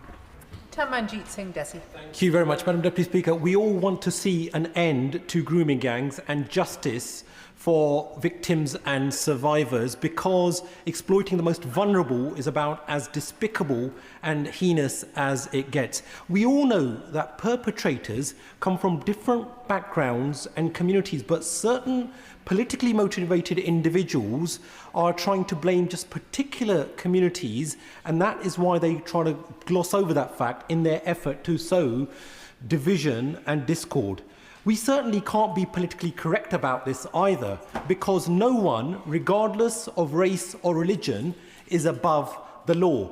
But we cannot allow such an important issue to be treated like a sectarian political football for those who seek to sow that division. So can my right honourable friend, the Minister, outline what the government will be doing to root out this evil with this second national inquiry, and how this will remain focused on victims and survivors, and how will she ensure that this debate is conducted in a sensible, sensitive manner? I can only, what I can say is that I stand here as a vessel of those, as I have said, the victims who've spoken to me, who in his words, that they haven't necessarily used the word sectarian, but that they hate this being used as a political football. Baroness Casey, in the media that she did post releasing her report, said the same, that she felt that politics was not meeting the moment in some of the responses. We have got to do better, and the very first thing that I would say is that I welcome the involvement and I look forward to the engagement around the terms of reference, which will be published for consultation with every single member of this House, regardless of what they might have said before or what we might have fallen out on other occasions. I welcome it, and I want to make sure that we show the very, very best of this place, because that is the least they deserve. Bob Blackman. Thank you, Madam Deputy Speaker. The Minister will be well aware that many of the victims of this disgraceful, despicable type of activity were originally taken from broken homes, taken to the care of a local authority, and then groomed ruthlessly. Social workers turned a blind eye, managers told social workers to turn a blind eye, the police in many ways were complicit. One of the problems is that whistleblowers, of course, that came forward to tell the stories about this, were all sacked. So what action will the Minister take to ensure that the victims are protected, but the whistleblowers that come forward and tell the truth of what was going on are similarly protected as part of this inquiry? I absolutely agree with him. Not a man I've fallen out with before, but I absolutely agree with him, and making sure, in fact, I heard from some whistleblowers this week around how some of their testimony was not then published in the ICSA inquiry. So we have to really look at, when dealing with the terms of reference, the very robust safeguards on whistleblowers. I have worked with one of the whistleblowers who lost her job, Sarah Robotham, in Rochdale, and I have met with her and her Member of Parliament to talk about exactly some of that and how we need to, not just in the inquiry or in Operation Beacon Port, just try and get this right in the future. Charlie Dewhurst. Thank you, Deputy Speaker. On the 6th of August, the Minister described certain councils who do not believe they have a problem with grooming gangs as idiots. Can she therefore explain if this also applies to the government, given the enormous pressure it took for them to implement this inquiry and the disparaging comments previously made by the Prime Minister? It would be playing a very long game to say that I'd been taken kicking or screaming into this issue, because on Sarah Robotham, one of the whistleblowers, I wrote a book about her about 9 years ago and this particular issue, and set up many support services for victims of these crimes. What I will stand here and say is that I will always do what I think is best in these cases. And I took the advice of Baroness Casey, and I think that trying to see bad faith in it or score political points on it is not what we should do. Iqbal Mohammed. Thank you, Madam Deputy Speaker. I would like to pay tribute to the Minister for the work and thank her for her statement. Madam Deputy Speaker, this crime is absolutely abhorrent. Every single victim and survivor of this crime must get justice, no matter who the perpetrator, Pakistani, Indian, English or anyone. So please, can we dial down the politicisation and the inflammatory rhetoric in this place and show total compassion and empathy when we work together to tackle this scourge in our country for every single victim. And finally, may I ask the Minister for a meeting with me and my colleagues so we can learn how we can support the work of the government in this space.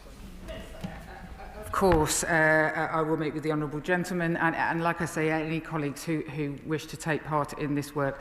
As somebody who represents a large and diverse community myself, I have to say that it would be the Pakistani part of my community who have been most fervent in wanting the truth to come out, because there is harm to them that has been done by the the alleged wokeness that has been talked about. And I take this opportunity as well as I finish this statement to say that we not just have to make sure that we have the facts and not feel squeamish about the perpetrators, but I want to say that I have met victims of this crime, in fact, on 6 a.m. on Monday morning, victims of this crime who are black, white, Asian, and we mustn't be silencing those victims by only ever talking about one type of victim. The victimhood in group-based abuse is not just one type. Apart from one thing, they were all girls. I thank the Minister for her statement this afternoon. Presentation of Bill. Minister. Sentencing Bill. Second reading, what day? Tomorrow. Presentation of Bill. Dr. Al Pinkerton. No, not talking about Vehicle Registration Marks, Misuse and Offences Bill. Second reading, what day? 12th of September. 12th of September.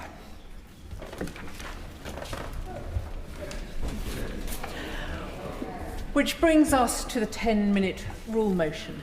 Becky Gittins. Thank you, Madam Deputy Speaker. I beg to move that leave be given to bring in a bill to make provision for a review of allergy guidance relating to the feeding and weaning of babies and infants and for connected purposes. For new parents, having a child, I'm told, is one of the most amazing and fulfilling times of their life. Madam Deputy Speaker, I hope to be able to report back to the House on the validity of that claim later in the year. However, it can also be a period of huge anxiety. Parents are reliant upon our brilliant NHS through pregnancy and those important first few months of a child's life. They will be inundated with information, either via medical professionals, peers, support groups, or the internet. And of course, they will make the best decision they can based on the information that they have. This is personal to me. As a long-time allergy sufferer expecting my first child, I've been actively seeking out information on how I can best mitigate against my child growing up with some of the food allergies that I have. And I'm not alone.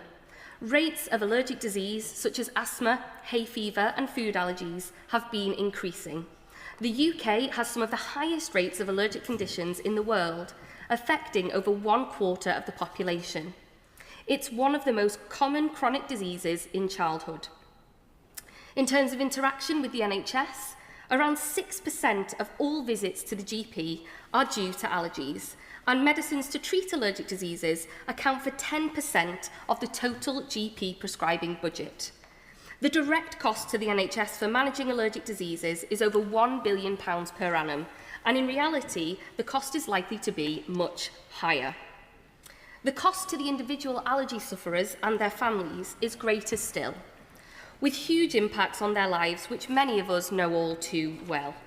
Increased anxiety, social isolation, and limited opportunities for things like travel and other experiences, because the health risks are far too high and the allergy awareness far too low.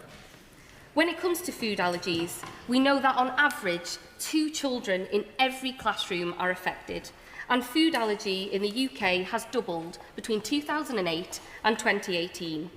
So the scale of the problem is huge, as allergies impact every classroom and every GP surgery in the UK. Having spoken to some of the most noted allergy specialists in the country ahead of today, it's clear to me that the current food allergy guidance for the feeding and weaning of babies and infants should be reviewed with a particular focus on those children that are showing early signs of allergic disease. Better addressing allergy at primary care level is a relatively simple but hugely effective way of moving the allergy conversation towards prevention. The government's new 10-year plan for the NHS rightly demands that focus on prevention. Prevention in allergy is about recognising that the key principles that preventing severe conditions from developing, rather than purely focusing on the treatment of those severe conditions, is better both for the patients and the financial sustainability of our NHS. Rather than long waits to see allergy specialists and the hope of medical trials once a child has already developed an allergy, which have huge waiting lists and are sadly not effective for everyone, improving our approach to allergy in our public health advice and primary care can be the key to preventing children from developing allergies in the first place. And the guidance should be reviewed for a number of reasons: to improve the clarity and consistency of message, to increase awareness, to help empower healthcare professionals, and to ensure that ethnic minorities are not being put at a disadvantage. However, before I go into detail as to why the evidence suggests we need this review, I want to be really clear about what this bill is not. The current NHS guidance is that exclusive breastfeeding is recommended for about the first 6 months of the baby's life, and continuing it into the baby's second year or beyond alongside other foods is best for their development. This bill does not contradict that advice. The bill is not about changing the advice to the majority of parents, only to those who are beginning to show signs of allergy development, which is those children with severe eczema and those already showing signs of food allergy. Additionally, any suggestion of early weaning for this cohort of children is to be done alongside breastfeeding, with no suggestions in the studies that I cite to support this bill that breastfeeding rates are impacted by altering public health advice to better prevent allergy. When it comes to introducing foods that could trigger allergies, NHS guidance shows that delaying the introduction of peanut and eggs beyond 6 to 12 months may increase the risk of developing an allergy to these foods. The report this advice is based on is almost 10 years old. In response, other countries around the world have taken a more aggressive approach to allergy prevention over the past decade, and we in the UK need to learn and adapt based on the outcomes of these different approaches. However, when we look at the medical guidance and evidence from other parts of the world, including the US and some areas in Europe, It actually goes further and encourages the early introduction of these allergens. This is particularly the case for children who are displaying allergies early on. The Learning Early About Peanut Allergy, or LEAP study, looked at the introduction of peanut into the diet of infants aged between 4 and 11 months at high risk of peanut allergy. High-risk infants were defined as those with the presence of significant eczema and/or a pre-existing egg allergy. Published 10 years ago now, the study demonstrated that the consumption of a peanut-containing snack by infants who are at high risk for developing a peanut allergy prevents the subsequent development of the allergy. Of the children who avoided peanut, 17% developed a peanut allergy by the age of 5 years. However, only 3% of the children who were randomised to eating the peanut snack developed the allergy by the age of 5. In terms of guidance, in the US, it's recommended that children who are believed to be most likely to develop a peanut allergy, infants who had severe eczema, egg allergy, or both, introduce these children to peanut-containing food at 4 to 6 months, or get a referral to an allergist who will give the child a skin prick test or a blood test to see if the child is allergic to peanuts. European guidelines make similar recommendations about the early introduction of peanut and egg between 4 and 6 months. Whilst the NHS guidance suggests that delaying the introduction of peanut and eggs may increase the risk of developing the allergy, I believe that currently there needs to be more information given to parents when their child is showing early signs of allergy. Having spoken to young parents and parents-to-be, the feedback I have had is that too often the information for these children is either too difficult to find, or the medical professional that they're engaging with is more likely to take a safety-first approach and not encourage the early introduction of allergens. I believe a review of the guidance will help to empower our NHS to give the best, most medically appropriate information to parents at a time when they can be at their most anxious. This must be supported by education and awareness campaigns, together with training for the different healthcare professionals who support these new parents, so that the advice they give is both consistent and reflects best practice. Finally, as I touched on at the start, I have concerns that the current lack of guidance is most likely to impact young children from ethnic minority families. The evidence suggests that these children are more likely to develop an allergy and are also more predisposed to have multiple allergies. As a result, they are more likely to be disadvantaged if there isn't clear, unambiguous guidance on how their parents can navigate those first few months. I ask honourable members from across this House for their support with the bill, so that we can support parents to give their children the best allergy advice, and we can mitigate against the effects of, and ultimately, in many cases, prevent allergic disease. Thank you, Madam Deputy Speaker. Yeah. The question is that the honourable member have leave to bring in the bill. As many as of that opinion say aye, of the contrary no, I think the ayes have it. The ayes have it. Who will prepare and bring in the bill? Jim Shannon, Chris Blaw, Alex McIntyre, Sarah Coombs, Kirith Entwistle, Jodie Gosling, Maya Ellis, Pam Cox, Claire Hughes, Satvir Kaur, Catherine Fuchs and myself. Becky Gittins.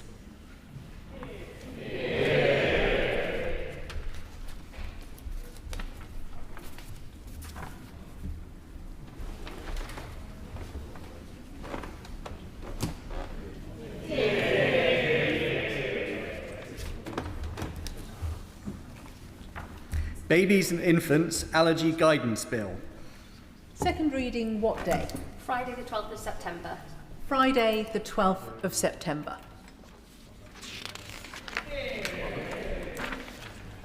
The clerk will now proceed to read the orders of the day. English Devolution and Community Empowerment Bill, second reading. Now. The reasoned amendment in the name of the official opposition has been selected. Minister to move the second reading. Angela Rayner. Thank you, Madam Deputy Speaker. I beg to move that the bill be now read a second time.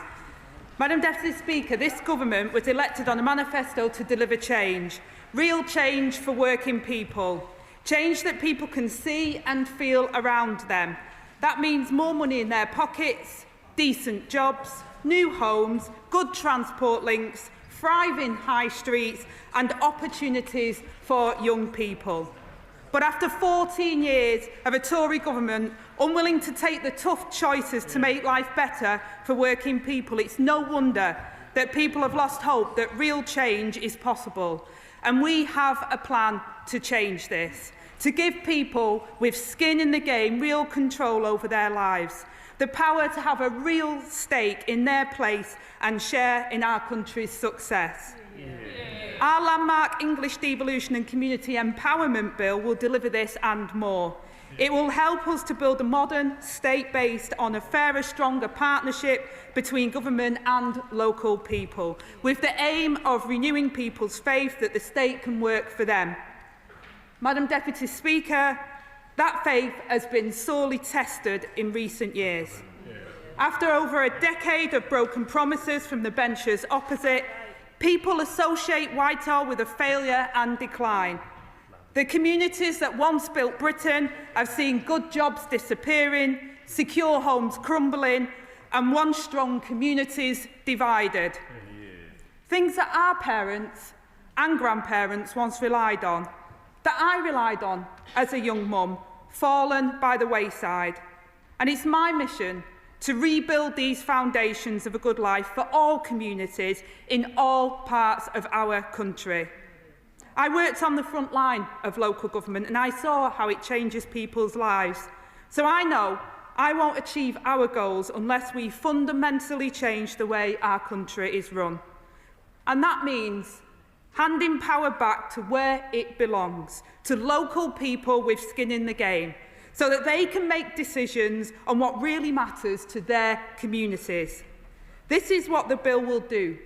Drive the biggest transfer of power from Whitehall to our regions and communities in a generation, and ending the begging bowl, micromanaging culture. It will be making devolution the default setting, giving mayors new powers over planning, housing and regeneration to get Britain building as part of our plan for change. Rebuilding local government so that it can once again deliver good local services that people can rely on, and empowering local communities to have a bigger say in shaping their local area. I'll give way. The Right Honourable Lady for giving way. But in her attempts to drive this cart horse of devolution forward, does she not accept, or will she tell us where the accountability, where the scrutiny is going to come from, and where the voice of local people is really going to have a place to be heard? Well, Madam Deputy Speaker, I'm really disappointed because I thought the previous government were the ones that really turbocharged devolution, and we're moving on that agenda. We actually do believe that devolution is a good thing, and that these measures that we're taking will enable mayors and local areas to be empowered more to drive that growth that we desperately need in all parts of the country. Madam Deputy Speaker, this is long overdue. England is one of the most centralised developed countries in the world, and as a result, the system too often works against rather than with local people. Too many decisions affecting too many are made by too few.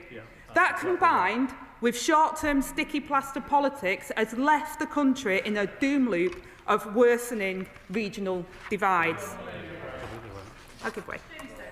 Madam Deputy Speaker, I thank the Right Honourable Lady for giving way.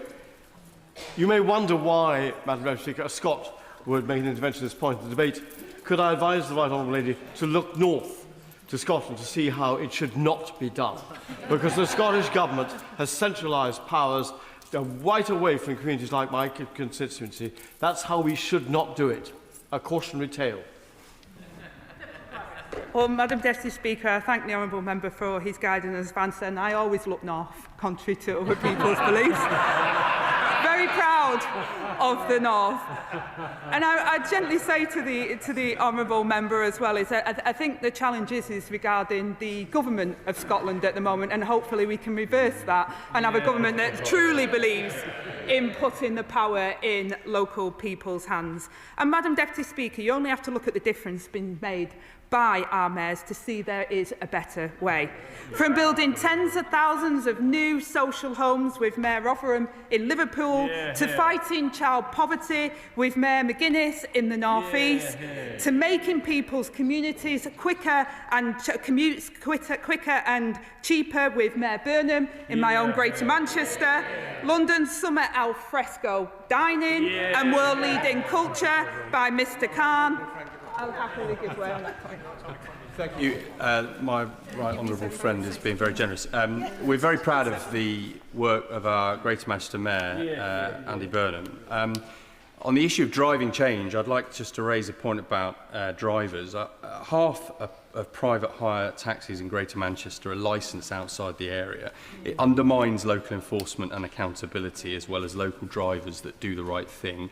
Does my right honourable friend agree that this bill is the chance to fix that, protect passengers, raise and maintain standards and back the best in trade? Well, Madam Deputy Speaker, as my honourable friend, as another Greater Manchester MP will know that Mayor Andy Burnham has been trying to take steps towards taxi licensing for some years. And I think, Madam Deputy Speaker, you was hearing the statement that was previous to this that I was listening to intently. And I think the Minister there, as well as myself, is very clear that the commitment is to bring forward that legislation as quickly as possible, and we need to make sure that that vehicle is there. And the Leader of the House is sat next to me as well, whose job it is to make sure that that happens. We've also increased opportunities and given young people a voice in decisions in the East Midlands with Mayor Ward, and we're driving forward a new mass transit network for West Yorkshire with Mayor Brabin, to supporting women and girls into activity and sport with Mayor Skeef in the North Yorkshire, and not to forget the working to secure the future of Doncaster Sheffield Airport with Mayor Coppard in South Yorkshire, securing the extension of the Birmingham tram line with Mayor Parker, and I'll give way. I thank the Secretary of State for giving way. For many years under the Tories, the West Midlands was at the bottom of the league table for regional transport investment, but Mayor Richard Parker has secured £2.4 billion of investment to extend the metro. Will she confirm that the powers in this bill will make it easier for combined authorities to deliver these kinds of projects in the future, including, I hope, further extensions of the metro to South Birmingham? Well, I thank my honourable friend and again give full credit to Mayor Richard Parker, who has been working tirelessly, Madam Deputy Speaker, with the Labour Government to invest in the future of Birmingham. And I also thank my honourable friend for his campaigning, pressing the case his constituents are better off for it. The investment will bring new jobs, better transport links, and with this bill, this is just the start. And I give way. I thank her for giving way. Speaking of jobs, in London, our Labour Mayor Sadiq Khan, over his first 2 terms, has seen the creation of over 330,000 jobs by the Greater London Authority. These are high-quality, well-paid jobs, bringing huge opportunity to Londoners from all walks of life. Does the Secretary of State agree that this is the testament to growth that devolution can deliver, which will only be further boosted by this bill? You agree with all I absolutely agree with my honourable friend, Madam Deputy Speaker, and this is about unlocking growth in all parts of the country, and I would hope that most honourable members would see that people with skin in the games working across the board to make sure that potential is reached, not just in London, which London is incredibly important to that, but also across all of our regions. And I'll give way.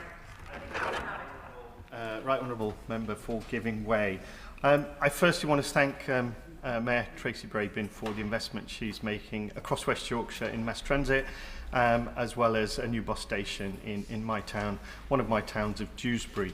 However, separate from those investments and the gratitude, how will this bill and this new legislation stop a council from making decisions that distribute the funding and their spend unequally across the borough, and how would it stop a council from making a decision to shut down a sports centre that was used by people of all ages on the pretense of rack, and not take the steps to investigate and have a plan to reopen? Well, first of all, Madam Deputy Speaker, I welcome his comments in regard to the mass transit network for West Yorkshire, which I'm sure will bring added benefits to his constituents. In terms of the other elements, Madam Deputy Speaker, then obviously local councils with their elected officials make decisions. And what I would gently say to the honourable member is that councils have faced significant pressures, which I'm sure he's aware of, since 2010 austerity. I was in local government at the time and remember being a union rep, seeing the devastation. What we're trying to do is restore local government, empower them, and instead of them having to make incredibly difficult decisions that are harmful to their constituents, is actually being able to grow our economy, a bigger slice of the cake, and we're already investing more into local government so that we can deliver those services that people want. Within this bill, which I will come on to, is the community assets element, which might be able to help communities on the high street and in regards to sports facilities that they can utilise as an asset that they value in their local area. And, Madam Deputy Speaker, we're also improving local transport for people in the west of England with Mayor Godwin. Our brilliant, ambitious mayors are making a difference every day for their regions, working with them. We've already achieved so much after just a year in office. We're on track to achieve devolution across almost 80% of the country, covering 44 million people. We've created integrated funding settlements for Greater Manchester and the West Midlands, giving their mayors tools and freedoms to make decisions to get growth going. With Liverpool City Region, London, the North East, South Yorkshire and West Yorkshire set to benefit from the same freedoms next year. I'll give way.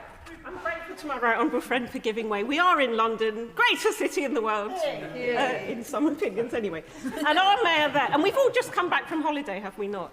So our mayor there, Sadiq Khan, has got ambitious plans to levy an accommodation overnight tax that would put us on a par with Paris and New York, an overnight stay levy to harness our growth, and those funds could generate tourism as a sector and improve the visitor experience. I wondered if she might be open for using this bill to give mayors everywhere the power to devolve that decision for those kind of things. Well, Madam Deputy Speaker, much as the provocation is, any new tax matter is, of course, a matter for the Chancellor at the budget, and it must balance the potential revenue and the benefits against the impact of taxpayers and the economy. So, I'll happily give one.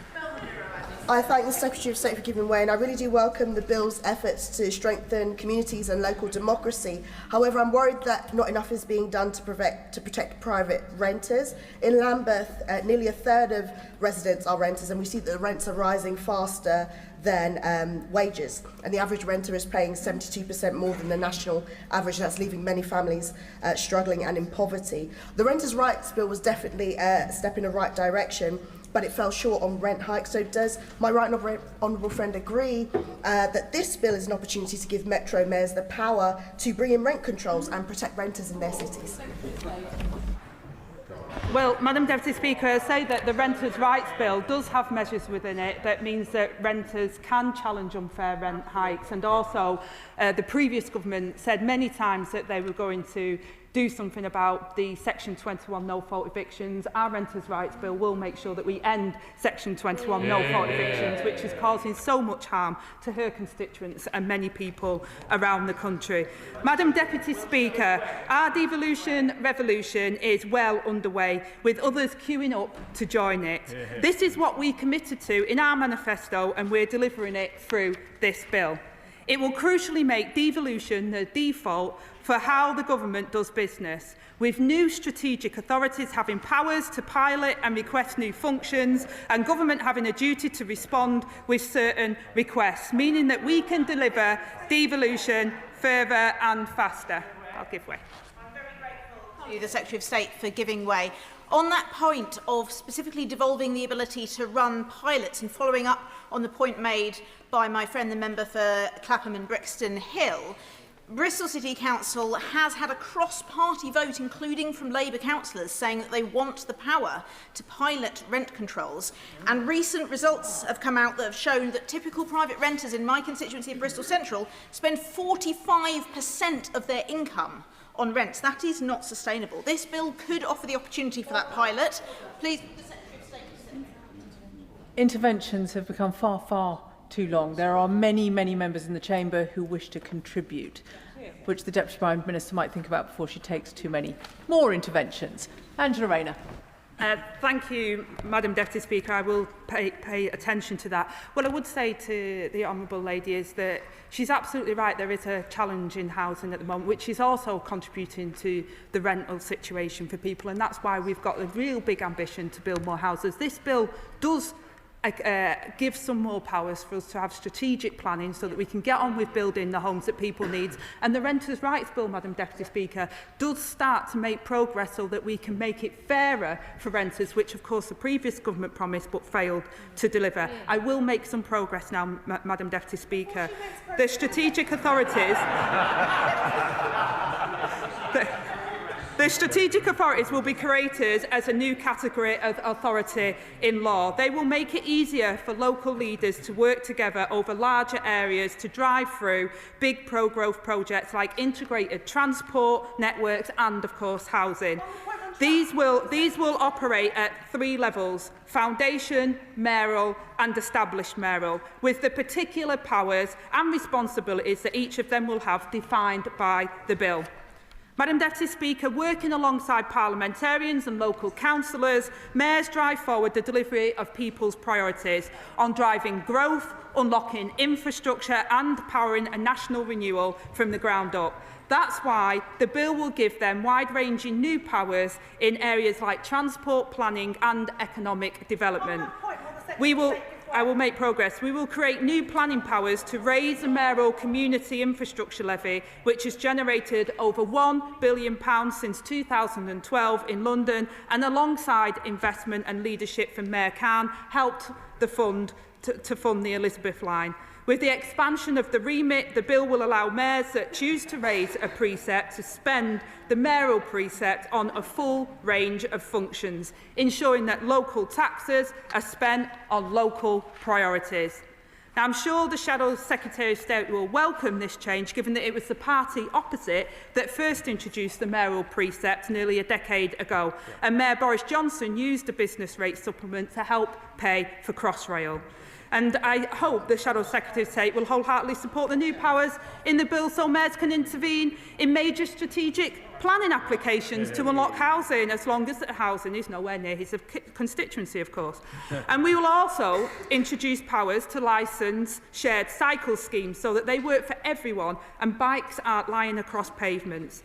The bill will also see more mayors take on police and crime commissioner functions and become responsible for fire and rescue functions, allowing them to take a joined-up approach to improving public safety. On that point, will the Minister give way? One more time, briefly. Thank you. I thank the Secretary of State for giving way. In Southend, East and Rochford, we're a proud community, a proud coastal community, but we've been left behind in terms of connectivity, in terms of educational outcome, and in terms of investment and skills. Does the Deputy Prime Minister agree with that? With this bill, we have a real chance to deliver long, meaningful change, a change that the residents of South and East and Rochford deserve. I absolutely agree with my honourable friend, because this is about all areas being able to join up and create that inclusive growth for their areas, which is broader than a local authority level, but by combining those efforts, we can really unlock the potential, and his constituents will feel the benefit of that as we take this forward. The new powers, Madam Deputy Speaker, also mean new duties, including to produce a local growth plan, demonstrating how mayors plan to unlock growth through planning and house building, and a duty to cooperate with local government pension scheme managers so that mayors can attract investment into their local areas, unlocking jobs and opportunities. Mayors across the country will also be able to appoint commissioners to support them as their responsibilities grow, just like in London. And the bill strengthens the ability of mayors to work with the public sector, convening local partners so that mayors can lead with a helicopter view of public services across their region. Madam Deputy Speaker, we're backing the ambition and untapped potential of local areas with a more ambitious role for the mayors representing them. This has to be underpinned by elections that command the public confidence. Because of changes made by the last government, mayors can be elected on just a fraction of the vote, despite serving millions of people and managing multi-million-pound budgets.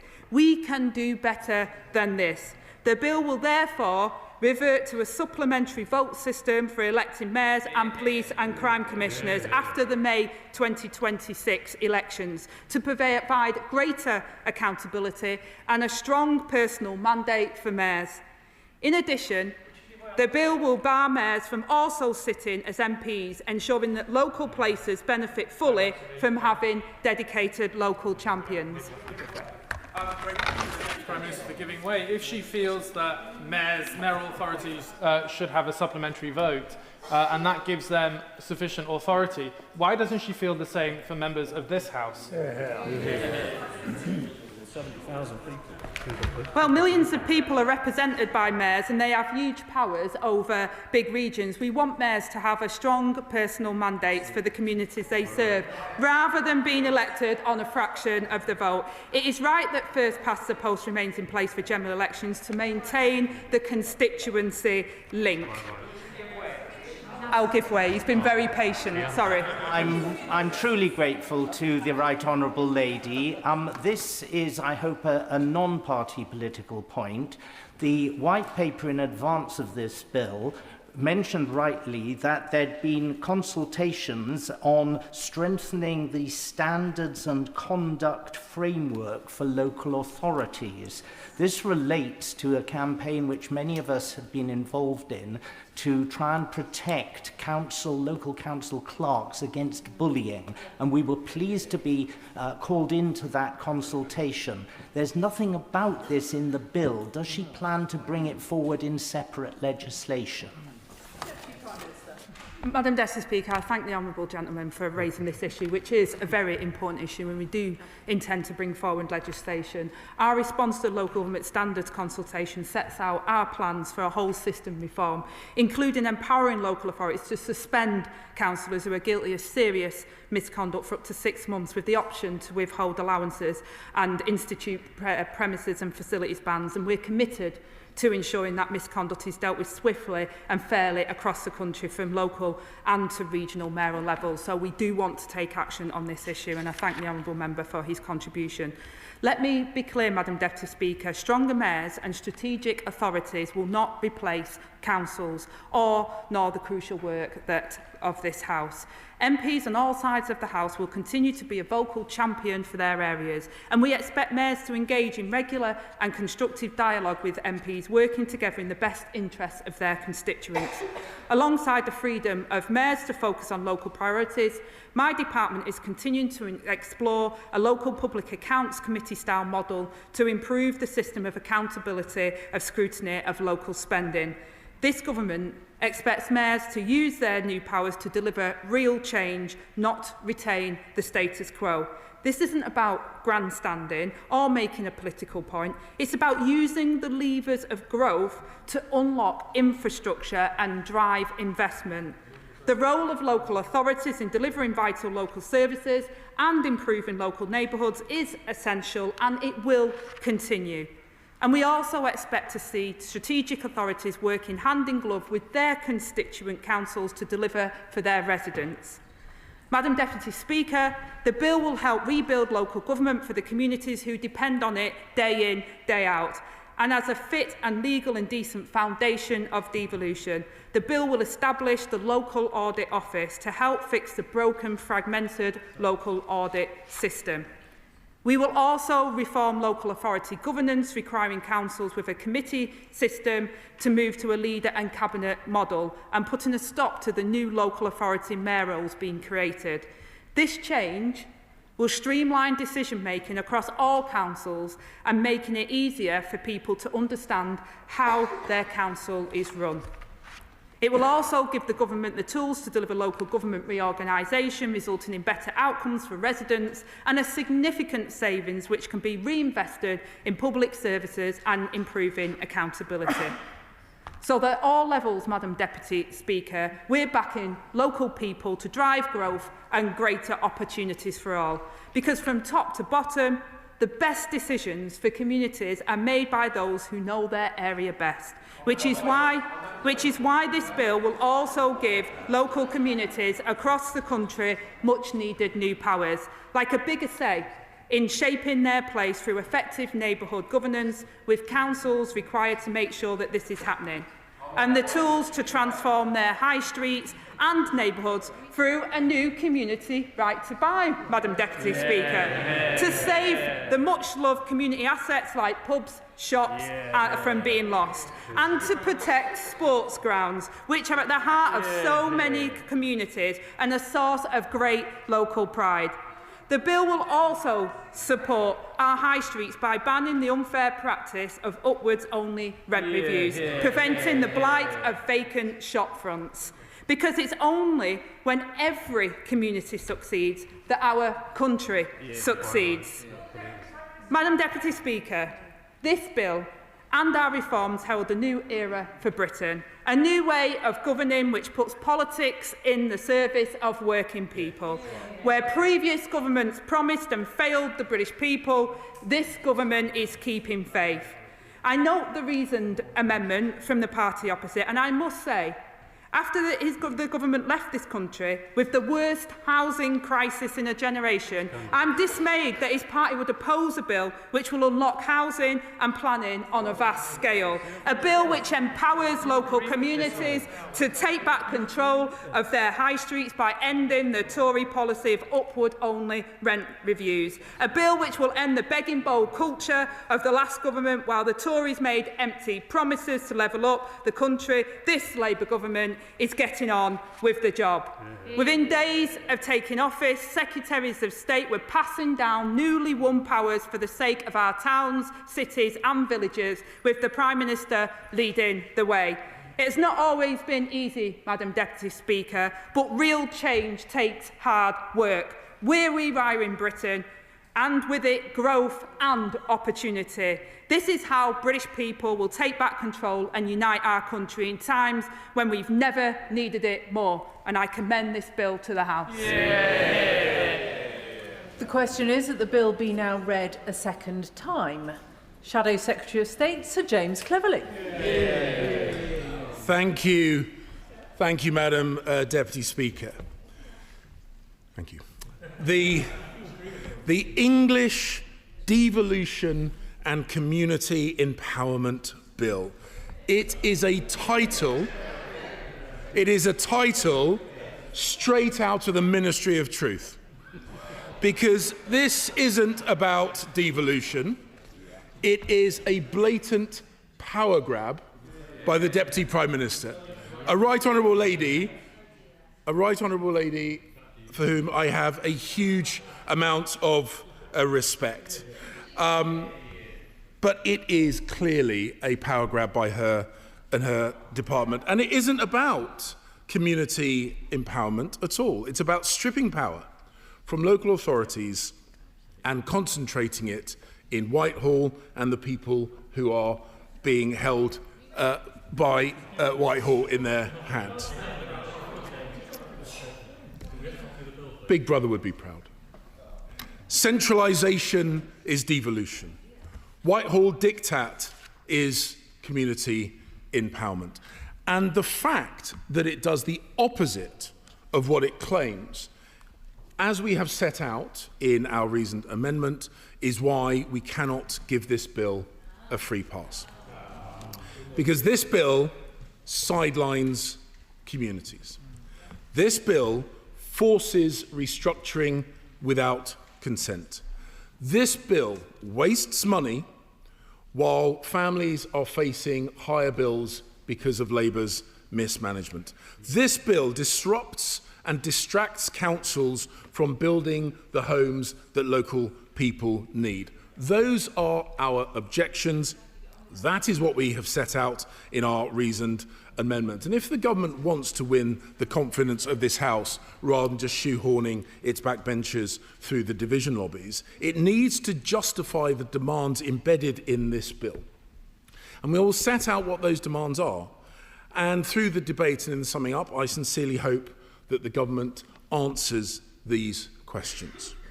Why centralise control? Why raise taxes? Why deny residents their voice? These are the questions that are being asked, and these are the questions that the Treasury benches need to answer before credibly making progress through this House with this bill. Madam Deputy Speaker, the case is set out before the House. And before the benches opposite get too excited, let me put a few spectres that have been raised to bed. The Conservative Party believe in devolution, not just in theory, but in practice. We created many of the mayoral roles that currently exist. We created police and crime commissioners. We empowered parish councils and neighbourhood planning. We gave families the power to block excessive council tax rises. We devolved by consent, by agreement with local leaders, not by Whitehall diktat. Because the simple truth of the matter is Labour do not and have never believed in devolution, and they do not deliver meaningful devolution. They are a centralising party, and they centralise. They are abolishing councils. They are abolishing councils without consent. They are forcing councils to sign up to their model of restructuring, and they forced the postponement of elections in 9 county councils. This was unprecedented. Elections are the foundation of democracy, and denying them undermines public trust and confidence. Because in truth, denying residents their democratic voice was done for a very specific reason, and it was done because Labour fears what people would say to them at the ballot box. Right, honourable gentleman, for giving way, but he's just listed a load of reasons of what the Tories did with devolution. Can he not deny that the reason we need devolution and the reason we need local government reorganisation is because his government significantly underfunded local government, which is now on its knees, and therefore we have to take action to get local government back in a good place, and devolution and local government reform is one of those actions. James Cleverly. I think he said the quiet bit out loud, Madam Deputy Speaker. This is about putting up taxes on local people. This is what fundamentally this is about. That's exactly what this is about. And we know this to be true. And I promised the House, I did not tee up that intervention. This is the next bit that I had in my speech. Because Labour imposing this restructuring from the centre is leaving local people without a voice. It is about creating what this government wants, which is a cohort of subservient Labour mayors. And let's look at what Labour mayors actually deliver. And as I say, Madam Deputy Speaker, this was written before that intervention. Labour mayors put up taxes. Labour mayors increased the tax burden on local people. Liverpool City Region, up by 26%. Greater Manchester, up by 8%. West Yorkshire, up by 6%. And in Labour, under Sadiq Khan, up by over 70%, 70% since he took office in 2016. They're quiet now, aren't they, Madam Deputy Speaker? Because the truth hurts. Go on. Go on. Could he answer then why they keep getting re-elected to mayors? Sir James Cleverly.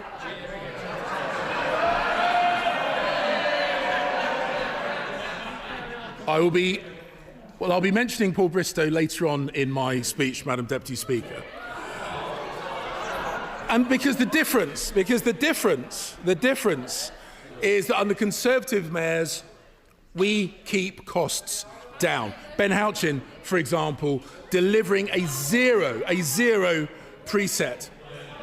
And if more places get mayors under this Labour proposal, how much more will local people pay? Will ministers, the Right Honourable Lady or whoever is replying from the Treasury benches, will she guarantee, or will they guarantee, that costs will not go up under this model? Will they guarantee that council tax won't rise under this model? Or is this another set of taxes on hard-working families by stealth? Because the truth is, the record of Labour mayors is that they increase taxes by well above the rate of inflation. And also, will the pressure on parish council precepts also hit hard-working local people in the pocket? Because on these benches, we are in no doubt that once again, under Labour, it will be hard-working families and local people that pay the price for their ineptitude. And it's not only families that will be hit. This bill forces councils to merge. And prudent councils that have been careful with their money will be forced to inherit the debt of other councils. How on earth is that fair? Penalising good financial management at local government level. And what protections will be in place to protect people from higher bills? Because looking through this bill, there are no protections that I can see, and I will give way. I thank my right honourable friend for giving way. How does he think my constituents on the Isle of Wight feel about being fused under a combined mayor authority with Hampshire without having a single say on it? James Cleverly. Madam Deputy Speaker, this goes to the heart of these proposals, because for all their warm words about community engagement, about community voice, about communities actually having a say, this is a classic example. And I visited the Isle of Wight, not only in a personal capacity, but also as a guest of my honourable friend. And I know full well that whilst the County of Hampshire has got many excellent things, the people of the Isle of Wight want to maintain their autonomy, and they should have the right to do so if that is what they want. And it's not just that local councils will lose control of their finances. Local councils will lose control of their powers. These powers are being stripped from them through clauses in this bill. Mayors are gaining sweeping planning powers, sweeping transport powers, without council consent or indeed representation. Let me give you an example. What if communities oppose punitive anti-driver proposals coming from a mayor in their local neighbourhoods? How can they make their voices heard? Who will win? Will it be the mayor imposed upon them, or will it be the local communities? And what will be the accountability model for those mayors? Because there is nothing in the bill that we can see where people can hold mayors accountable. No provision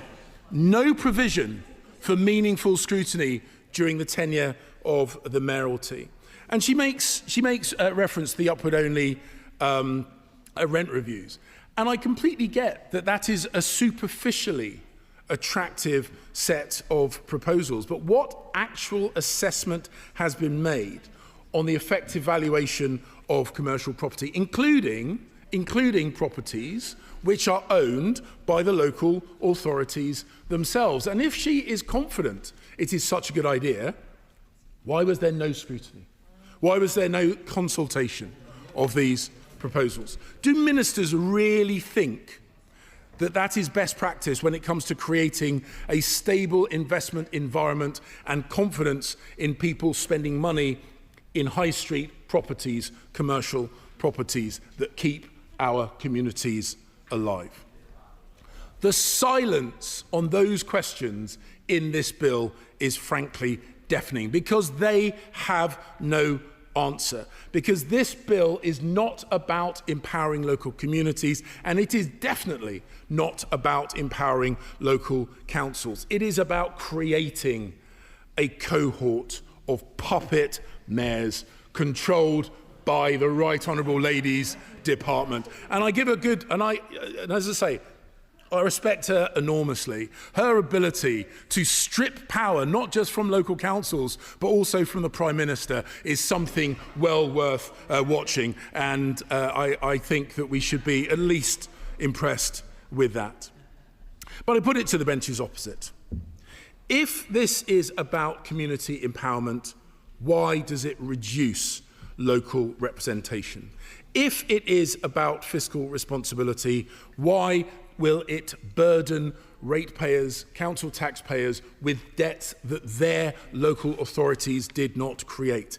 If it is about more homes, why does it hamper and suffocate councils with increased bureaucracy? Madam Deputy Speaker, devolution can work, and it indeed does work when it is done properly. And we know that it works because Conservative mayors have delivered. Ben Houchin saved Teesside Airport. He delivered the UK's largest free port with 18,000 quality jobs. He secured Treasury North in Darlington with 1,400 high-skilled roles. All with a zero mayoral precept. Paul Bristow in Cambridgeshire and Peterborough, ending Labour's ideological attack on drivers. Boris Johnson, whilst Mayor of London, delivering the 2012 Games and securing Crossrail. And in the West Midlands, Andy Street, a genuine champion for his region, a household name, and replaced by who? A person who isn't even a household name in his own household. And that says it all. We Conservatives deliver. We delivered devolved government, which delivered infrastructure, delivers jobs, delivers economic growth. And what has Labour delivered? Higher costs and broken promises. More tax, less delivery. That is the Labour way. I thank him very much for giving way. Sorry for treading on his punchline there. I was very pleased to hear the Right Honourable Gentleman's newfound enthusiasm for Teesside. It's something that we all share. But it seems to stand at odds with the comments he made to my predecessor about the town of Stockton. Would he like to, does he stand by those comments, those terrible comments that he made? Or would he like to take this opportunity to apologise to my constituents? Madam Deputy Speaker, he really does need to keep up. I addressed those comments at the time. I've been to Stockton. I've campaigned with my good friend and colleague, the Conservative Mayor for the town, and he will know, because I've campaigned, I've knocked on doors at Stockton. I have a huge amount of respect for the town. The point I was making was about the then Labour representative, who I was not terribly impressed with, and he knows that is the case. The simple fact of the matter is we were always deeply sceptical that the content of the bill would match the aspirational title of the bill. So we set 5 tests, and those tests were framed in the form of 5 simple questions. 1, is it a genuine choice for councils? 2, do all affected tiers agree with the changes? 3, is there genuine public support for the changes? 4, will the changes keep bills down? And 5, will the changes protect social care? And having looked through this bill, it is clear that the answer to every single one of those questions is no. 5 questions, 5 failures. Madam Deputy Speaker, as I have said, Conservatives are in favour of devolution when done properly, but only if that devolution is actually meaningful, only if local communities and their immediate representatives actually have got the power to deliver. We are its champions because we delivered it. We have proven that it works, but it must be by consent. It cannot be by compulsion. It should be by partnership, not imposition, by empowering councils and councillors, not by erasing them. This bill is not devolution. This bill is central control. This bill is higher taxes. This bill is weaker local democracy. This bill is a power grab by the right honourable lady. It fails to deliver on its promise, and that is why the House must decline to give a second reading and demand that the government rethinks these proposals. And before I call anybody else, with the exception of the Liberal Democrat spokesperson, there'll be an immediate 5-minute time limit. Paul Foster. Thank you, Madam Deputy Speaker. I rise to support the English Devolution and Community Empowerment Bill at second reading, which is a vital step towards modernising local government and delivering fairer investment and greater accountability across England. I do this with 17 years' experience as a local councillor, 5 of which as leader of South Ribble Borough Council in Lancashire, which forms part of my constituency. Although the scope of the bill covers many distinct subject matters, I intend to focus my brief comments, listening to what you've said, Madam Deputy Speaker, on Part 3, Chapter 1, Local Government Reorganisation. Let's be clear, Lancashire is now an outlier. While 74% of England's population live under unitary authorities, delivering all local services through a single accountable body, Lancashire remains part of the shrinking 26% operating under a two-tier system. And frankly, no one would design the two-tier system today. It's inefficient, confusing and expensive. Residents don't understand why one council is responsible for potholes and roads and another for pavements and parks, or why education sits at county while planning sits with the district, why one council collects their waste and another council disposes of it, why they are paying for 2 different sets of local councillors for the same geographical area, 15 chief executives and senior management teams when they only actually require 3 or 4. Why are neighbours in Greater Manchester and Liverpool City region all unitaries, but Lancashire is left with 2 tiers of bureaucracy? The result? Duplicated services, inefficient staffing and confused accountability. But we know change works. In South Ribble, through shared services with our district council neighbour Chorley, we've saved over £1 million for local taxpayers. Real money back into local budgets. Imagine what could be achieved with a fully unitary structure across Lancashire. In my time as leader of South Ribble Borough Council, I froze council tax for 3 consecutive years, while still delivering effective and efficient frontline services. Yet our residents' council tax bills kept rising, as Lancashire County Council annually increased their tax due to their inefficiencies. My community were confused by these council tax bills, not understanding that the local district council only accounted for around 11% of their overall bill. And in fact, they were paying more to the Police and Crime Commissioner than to their district council. And beyond efficiency, this is about fully unlocking devolution. Lancashire has been left behind. We will end up being one of the largest counties in the north of England without a metro mayor. We've missed out already on hundreds of millions of pounds of investment seen in Greater Manchester, the West Midlands, West Yorkshire and the Liverpool City region. That's why I really welcome the powers in this bill that allow the Secretary of State to mandate reorganisation where appropriate, from a 2-tier system to a unitary model. It's a necessary tool to drive reform, and I commend the Secretary of State and Local Government Minister for their bold vision. Thank you. The original question was that the bill be now read a second time since when an amendment has been proposed as on the order paper. The question is that the amendment be made, and I call Liberal Democrat spokesperson Vicky Slade. Thank you, Madam Deputy Speaker. May I start by welcoming the Shadow Secretary of State to his place on the front bench and refer to my register of interests as Councillor of BCP and Vice President of the LGA. Transferring power closer to communities by devolution is critical in getting service delivery right and developing trust.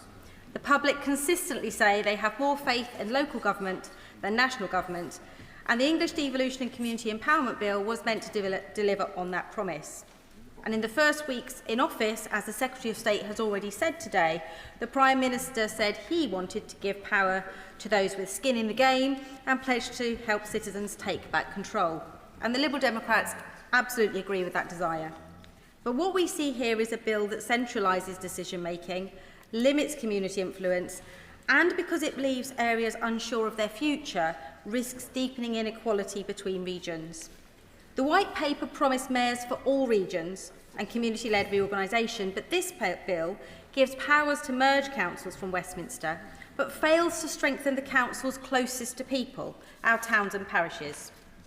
And it even allows councils that have directly rejected a combined authority to be forced into one with their neighbours. On that point, my honourable friend. Of course. I'm grateful to my honourable friend for giving way. Would she agree that the Conservatives have some nerve talking about top-down reorganisation when they impose an unwanted and unpopular unitary council on the whole of Somerset against people's wishes expressed in a poll? Would she also agree that what this bill should be doing is introducing fair votes to restore faith in democracy and in politics for this place as well as for councils across the country? Yeah. I thank my honourable friend for his intervention. A similar thing happened in Dorset. In fact, the honourable member for Christchurch actually voted against a merger in our area and failed even under his own government. I will come on to the issues of proportional representation. Strategic mayors have the potential to be our regional champions, and Liberal Democrats recognise the benefits they've brought across many cities, including London and Manchester. But this bill fails to standardise their role or provide an equal footing for all regions. Some areas selected for early adoption and funding, while others, like Kent, Medway and my own area of Wessex, are left behind with no timeline or support to a conclusion. Of course. I'm very grateful to my honourable friend for giving way. Some areas, like Shropshire, it's very unclear where they will end up being made to form a combined authority, and they're also on the border with Wales and Cheshire, a different region, and so there's no obvious partner for them.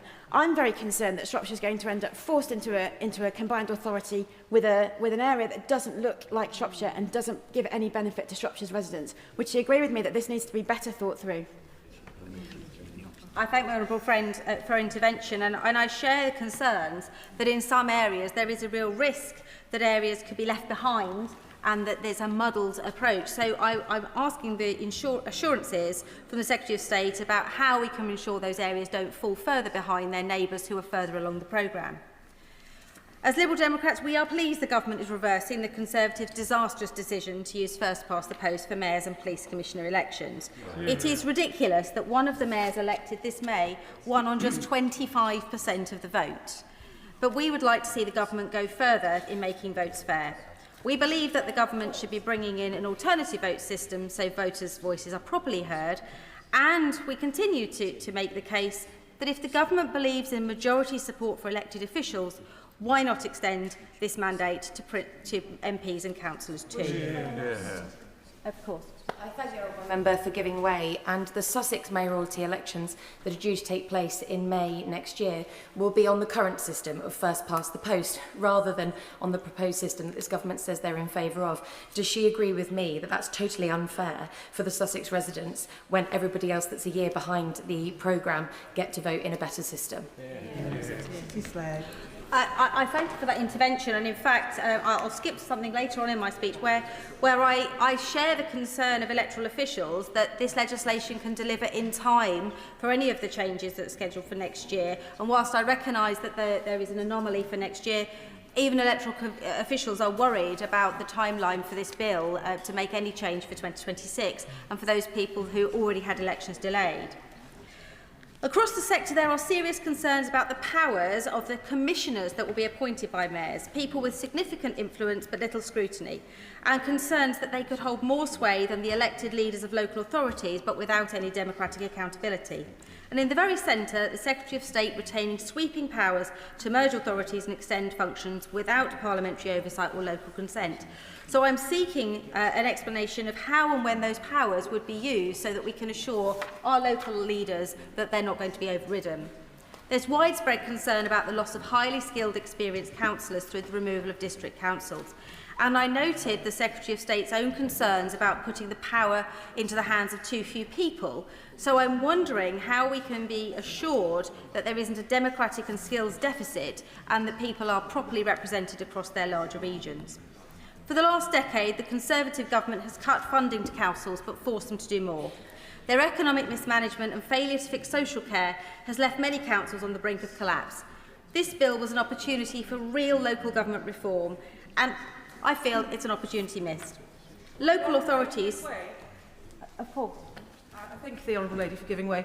A particular concern of my constituents in Tiverton and Minehead, of course we share two local authorities, one in Devon, one in Somerset, is the real difficulties we have around Send. I wonder if you would take into account the difficulties that this bill could potentially create for local authorities who are really trying to struggle to deliver good Send education for so many of our children. Vicky Slade. I thank the Honourable Member for her intervention. Special educational needs, as I'm sure the House will have heard me talk about many, many times, is a huge passion of mine, and it is going to take so many councils to a very, very dark place. And I trust that the Minister hears that on a regular basis, and that we will be seeing in the Fair Funding Review something really serious about special educational needs. Local authorities have unique access to every household and business, which gives them a huge opportunities to improve people's health and well-being. And this bill requires strategic authorities to improve the health of their communities.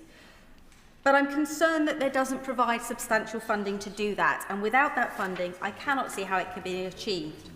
Whilst the bill makes substantial improvements to the workings of audit, it does miss the opportunity to shine a light on all of the places that taxpayers' money is spent through the introduction of local public accounts committees. I was reassured to hear the Secretary of State refer to this being in her thinking, but rolling them out alongside strategic authorities would really aid transparency, improve value for money and enable organisations to share resources for the good of the community. And I would urge the Government to reflect on this as we go towards the report stage. The bill also proposes that strategic authorities take on the functions of police and crime commissioners and fire authorities. But because of the disparity on boundaries, there is a real risk that community priorities will not be maintained, and with this being controlled by appointed rather than elected commissioners, further reduces democratic accountability. So how will the Government ensure fair funding and effective policing and fire services where strategic authorities cover vastly different communities? Councils have expressed similar concerns where there's a mismatch between places within those authorities. For example, the different needs between urban and rural, or the inclusion of a single authority among a cluster with very different levels of deprivation or demographics. Where decisions are decided by simple majority votes, some communities feel their voice will not be heard. Weighted voting and the meaningful inclusion of town and parish councils can ensure local insight is retained, particularly around issues like planning and transport. But representation must not end there. This bill was an opportunity to ensure that local services draw on and are informed by the full range of lived experiences in an area. Would my honourable friend give way? Of course. I'm grateful for giving way. Does she share my concerns that this bill could actually increase the difficulty in residents having accessing services where authorities that currently deliver services on a county-wide basis are then cracked and split into multiple authorities, creating borders within counties that could then make it difficult to access services? My honourable friend makes a very good point, and there is also the opportunity, of course, to use more effectively our town and parish council systems to grow community empowerment. Instead, the creation of neighbourhood committees feels like a top-down solution. Without statutory powers or budgets, they risk becoming symbolic rather than effective. And whilst it's welcome that existing town and parish councils can participate, the bill doesn't provide a framework for communities wanting to establish new councils or the funding to do so. District councils have long underpinned the civic identity of towns and driven the activities that reflect their origins. And with their loss, some of these very ancient towns and cities, like Colchester and Winchester, without the funding to support smaller community-led councils, there's a real risk our distinct history, culture and civic pride in our communities could be eroded. We cannot allow that to happen. Turning to the changes on community right to bid, the Liberal Democrats welcome the changes to a right to buy with first refusal. I've seen some fantastic examples of this working, such as the Anchor Pub in Suffolk in my constituency of Mid Dorset and North Poole, but the successes are few and far between. Of course. I thank my honourable friend for giving way on that point. Certainly communities like the one in Teddington in my constituency will very much welcome this new community right to bid, where we've had playing fields lain derelict for over a decade at Udney Park. However, whilst the bill makes provision for what happens where there is a disagreement over price, it is silent on whether, even at market valuation, a community bid is refused by the buyer. Will she agree with me that the government must look to go further on this point? Yeah. I agree with the honourable member that there's opportunities to do much more around this as we move into the Bill Committee stage. And communities long struggle to save these assets, not because of a lack of passion or volunteers, but because the system feels stacked against them. The Museum of Broken Dreams, which is currently on display elsewhere on the parliamentary estate, shows some really good examples of this, where community groups have lost out to commercial developers who then demolish buildings and walk away, or where they can't get the support to assist. We are pleased to see sporting assets included in the right to buy and welcome their indefinite inclusion on the register, but we would like to see environmental assets included as well, so that we can protect our land for restoration and nature management. One moment. I also would like to look at restoring the funding for neighbourhood plans, so that smaller authorities who are now going to struggle to make those plans for their tiny communities can do so without onerous cost to their residents. I'd like to thank my honourable friend for giving way. I'd like to pick up on her point about environmental concern. At the moment, local authorities have a very weak duty on biodiversity from time to time to consider what they might do to conserve or enhance biodiversity. Does my honourable friend agree that the Devolution Bill offers a real opportunity to strengthen these environmental protections to get this country back on track? I believe that this community right to buy has huge opportunities for councils, and I hope that in the time we spend in committee we'll be able to improve and enhance the bill for everybody. As a former retail business owner, I welcome the removal of upward-only rent reviews. Businesses should not be locked into rising costs when market conditions shift, and it's a long overdue reform that will help small businesses adapt and survive. The bill makes some interesting and welcome changes on things like pension schemes and transport devolution, but does miss these opportunities to also improve council standards and attendance, and fails to establish in statute the promised Council of Regions and Nations and the Local Authority Leaders Council, both of which are important for giving local government a stronger voice in Whitehall. In conclusion, Madam Deputy Speaker, the Liberal Democrats support the principle of devolution. We recognise the crisis in local government funding, and we welcome the fair funding review promised later this autumn. But this bill does not deliver the ambitious shift of power our communities need. It risks disenfranchising places left at the back of the queue with no funding or timeline to work forward. We cannot support a bill that centralises control, weakens local accountability and misses the chance to truly empower communities, as we laid out in our reasoned amendment, and we urge the government to think again, revise and recommit to genuine devolution and community empowerment so that we can support it. I call Alison Taylor. Thank you, Madam Deputy Speaker. Can I draw the House's attention to my register of interests, including that I remain a Fellow of the Royal Institution of Chartered Surveyors? My contribution today is to assist the Secretary of State and the Government in ensuring this important bill truly delivers on my right honourable friend's ambitions for a transformative change to our communities, a vision that we both share. Others in the House will want to articulate the advantages of devolving power and increasing strategic focus for the English regions. But I have an expertise in commercial leases, so forgive me for focusing on this one point. The bill represents a crucial step in the vital work of promoting economic growth and opportunity for our communities. Our constituents will all have witnessed firsthand how the previous government's failure to promote growth and support economic activity has contributed to the decline and the well-being of our communities. As a result, Madam Deputy Speaker, of spending 30 years in the commercial property industry, Numerous organisations and businesses have contacted me directly about the proposals to ban upwards-only rent reviews. The Royal Institution of Chartered Surveyors is already working in making lease terms, including rent reviews, more transparent, and since 2020, the Code for Leasing Business Premises in England and Wales, first edition, which includes advice on rent reviews, has been in place for chartered surveyors to adhere to when advising both landlords and tenants. The proposal to implement by legislation a universal ban on leases, on clauses with commercial leases for the provision of upwards-only rent reviews creates uncertainty for the funding of property development. My concern is that this legislation would apply to all commercial properties, not just high street retail or small business properties. As currently drafted, the government's proposals would impact on high street retail, but on all commercial sectors as well.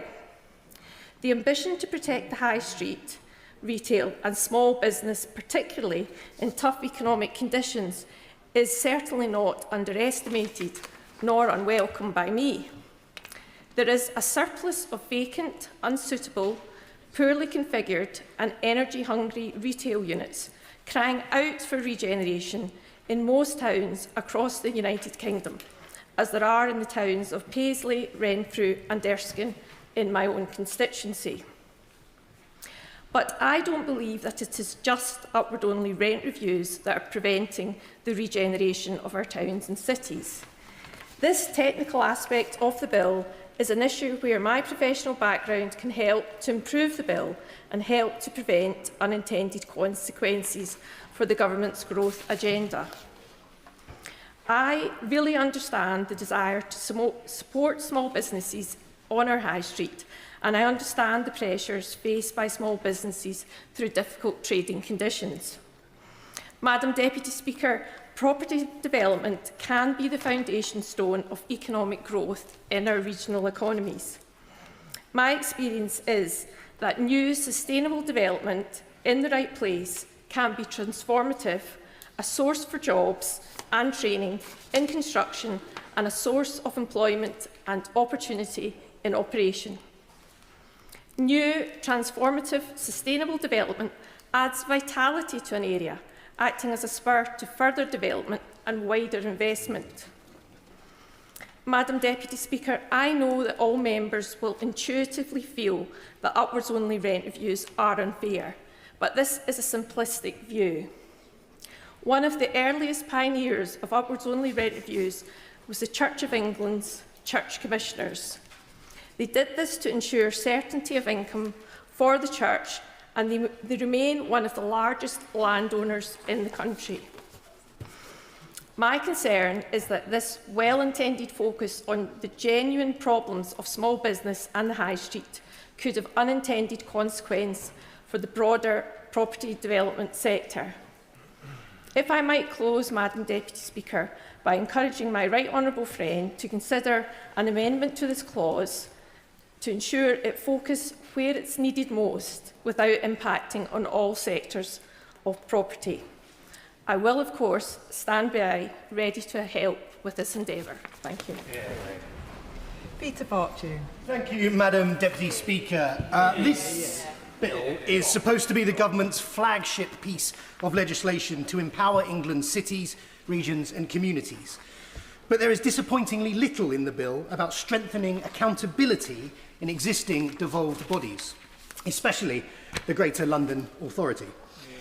It is right that power is returned to cities, regions and communities, but those who hold devolved power must also be held accountable for their decisions, actions and delivery.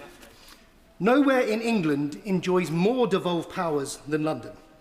That is in part why it is the only area with a directly elected assembly devoted to scrutiny. But as the Mayor of London's responsibilities, powers and budget has grown, the Assembly has become weaker and weaker in comparison. A notable issue is the two-thirds majority that's required to amend the Mayor's budget and strategies. But this is impossible to achieve in the London Assembly. And that's why no budget or strategy has been amended in 25 years. Nor can the Assembly call in mayoral decisions, unlike other combined authorities. And unlike combined authorities, London's 32 boroughs are excluded from decision-making. It means the mayor does not have to seek consensus, negotiate, or even listen to opposing views. And in a city the size of London, it effectively alienates and disenfranchises millions of people. That political fracture was made clear when Mayor Khan imposed ULEZ expansion on Outer London, despite overwhelming opposition. There is a glaring democratic and accountability deficit in London.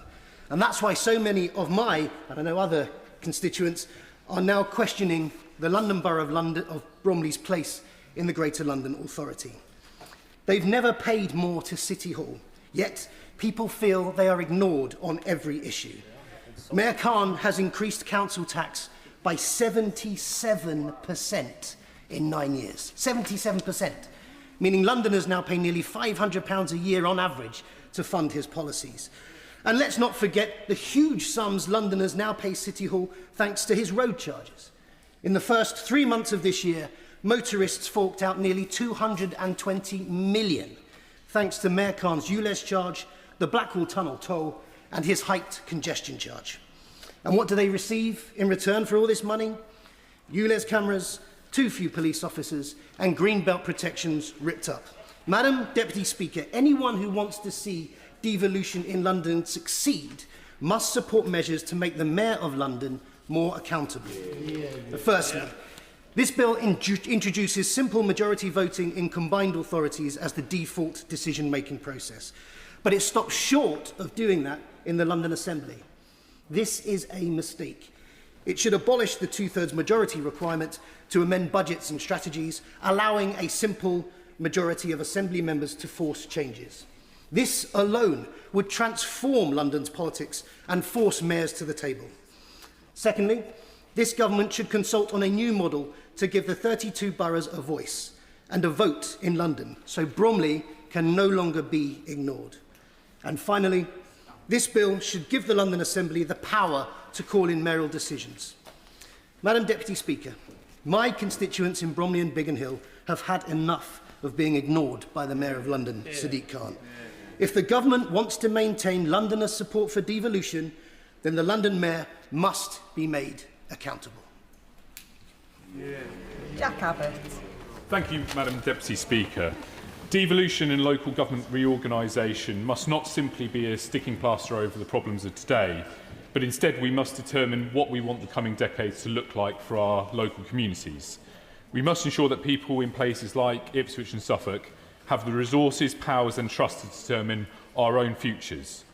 We can end the fragmentation of services and decision-making that has times hampered progress and instead usher in a new era of energy, ambition and delivery.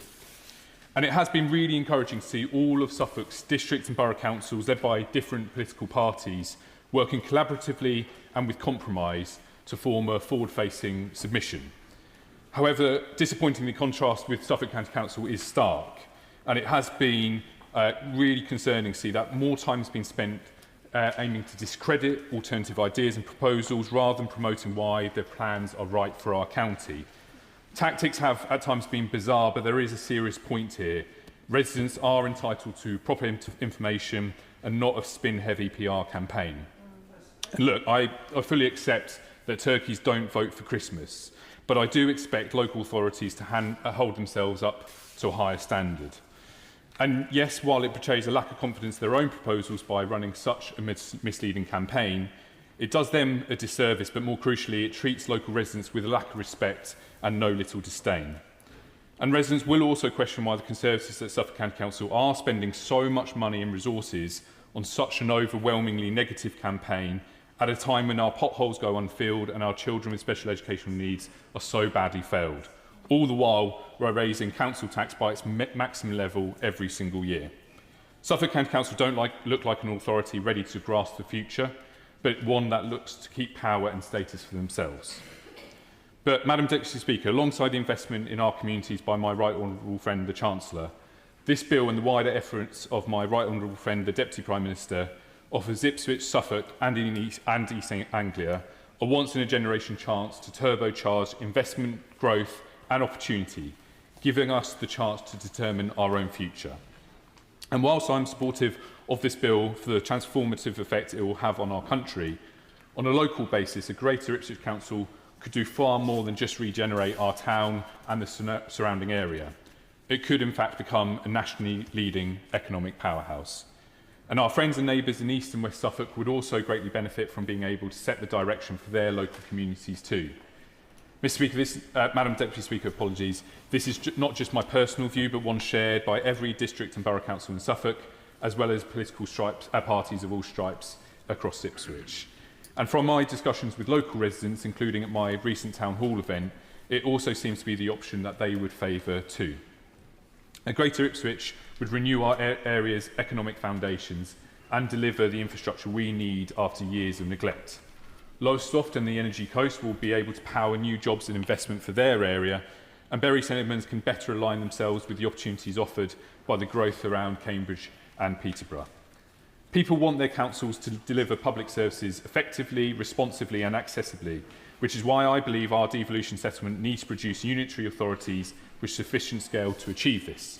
However, people rightly want their councillors and councils to be rooted in their local community so that they can listen, understand and act in their best interests.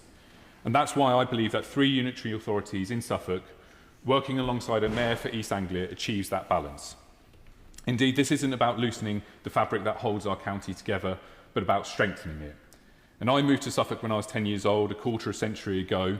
It is my home and I care deeply about what happens next. And for a long time we've been ill-served as a town and a county by short-termism and a do-nothing approach. And every day I've entered this job, I've thought about all the ways we can leverage the change that we need to set us on a new path. And the bill we are debating today is the driving force behind how we do that. And as my right honourable friend, the Deputy Prime Minister, has set out time and again, the goal of devolution must not be to tinker around the edges of our current system and to stick with a system that isn't working for anyone. Instead, we should look to the future and take this opportunity to transform local government, our public services and our communities for the better. So I proudly support this bill, and in doing so, I will continue to work for an ambitious devolution settlement that meets the needs of people in Ipswich, Suffolk and East Anglia. Martin Wrigley. Thank you very much, Madam Deputy Speaker. May I draw the House's attention to my register of interests as a sitting councillor still. In fact, when I came into this place, I sat in 3 different councils, so I speak from a good history of local council knowledge. This bill focuses on mayors, yet we hear of putting power in the hands of local people.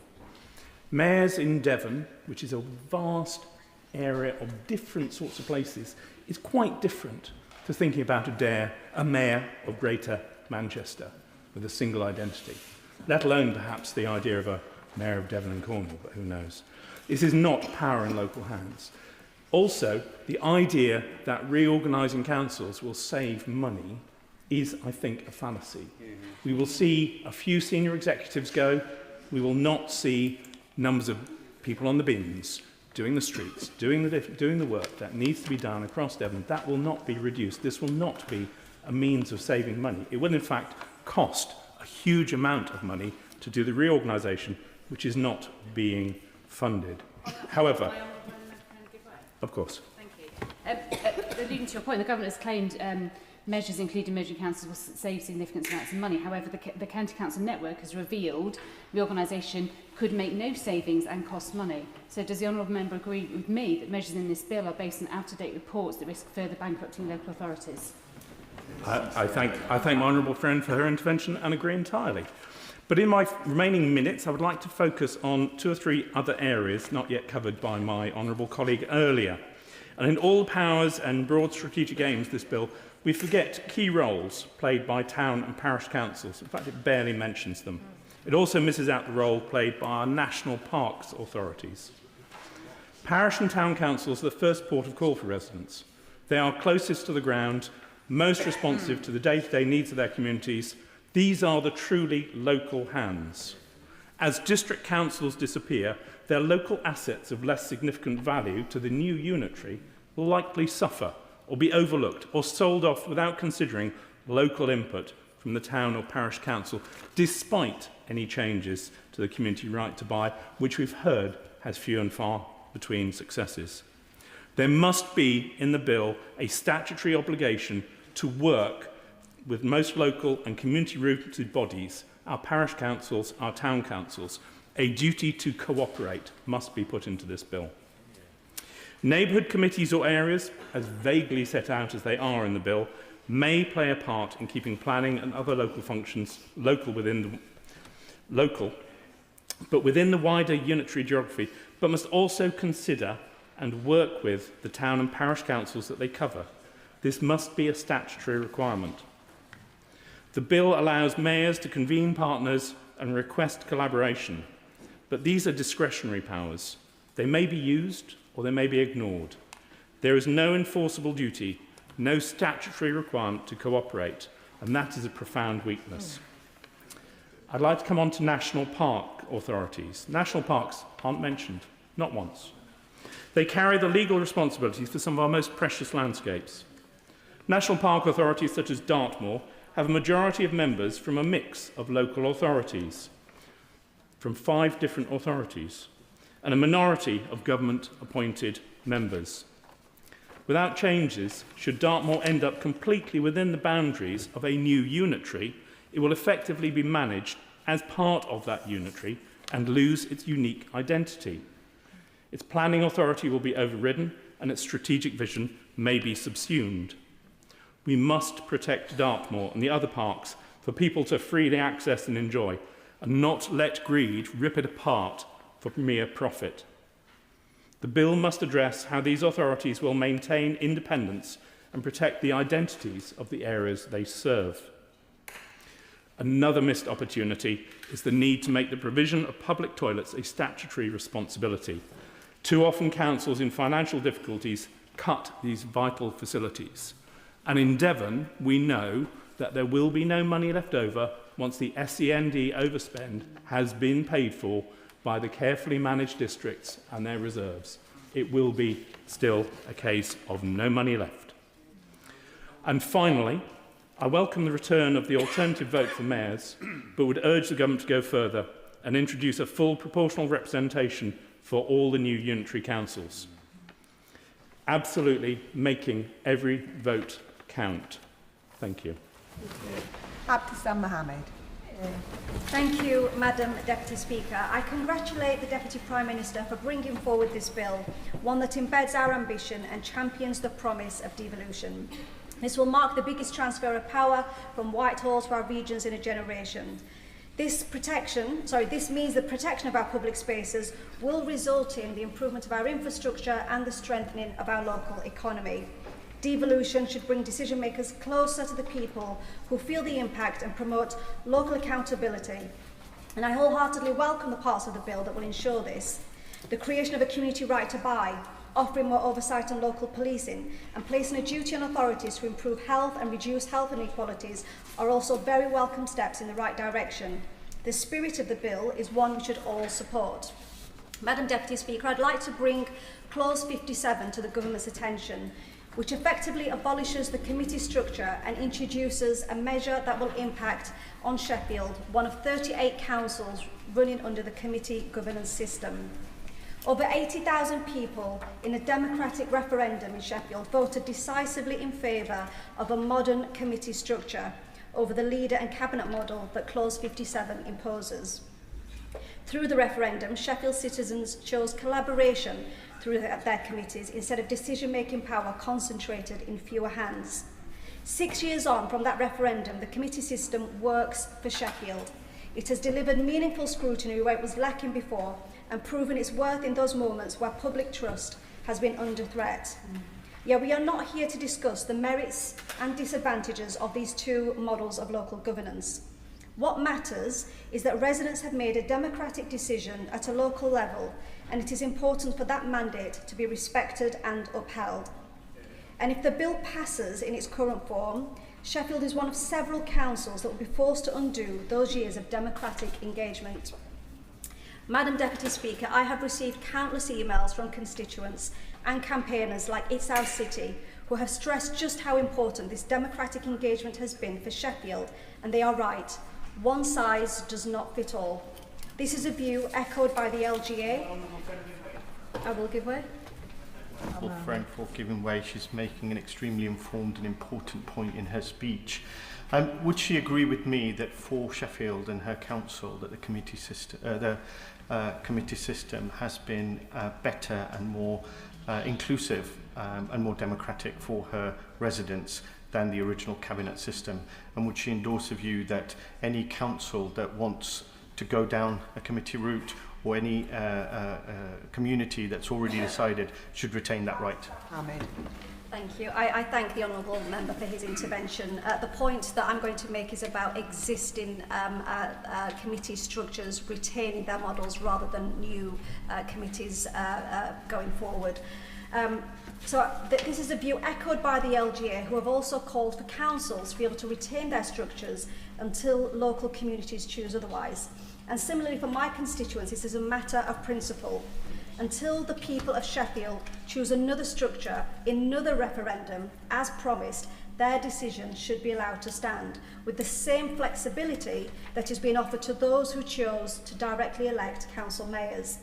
There is still time to reflect this flexibility in this bill, so I would like to ask the Deputy Prime Minister to meet with myself and my honourable friend, the member for Sheffield Hallam, as well as our local council leaders, to discuss the impact that this will have on our communities and their trust in local governance, and more importantly, to ensure that devolution works for Sheffield. I call Charlotte Kane. Thank you, Madam Deputy Speaker. I draw members' attention to my register of interest as a sitting councillor on East Cambridgeshire District Council.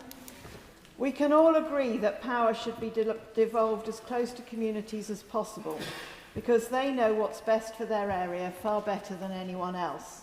Strong and empowered parish, city and principal councils, accountable to residents, help our democracy and take better decisions for the communities they serve.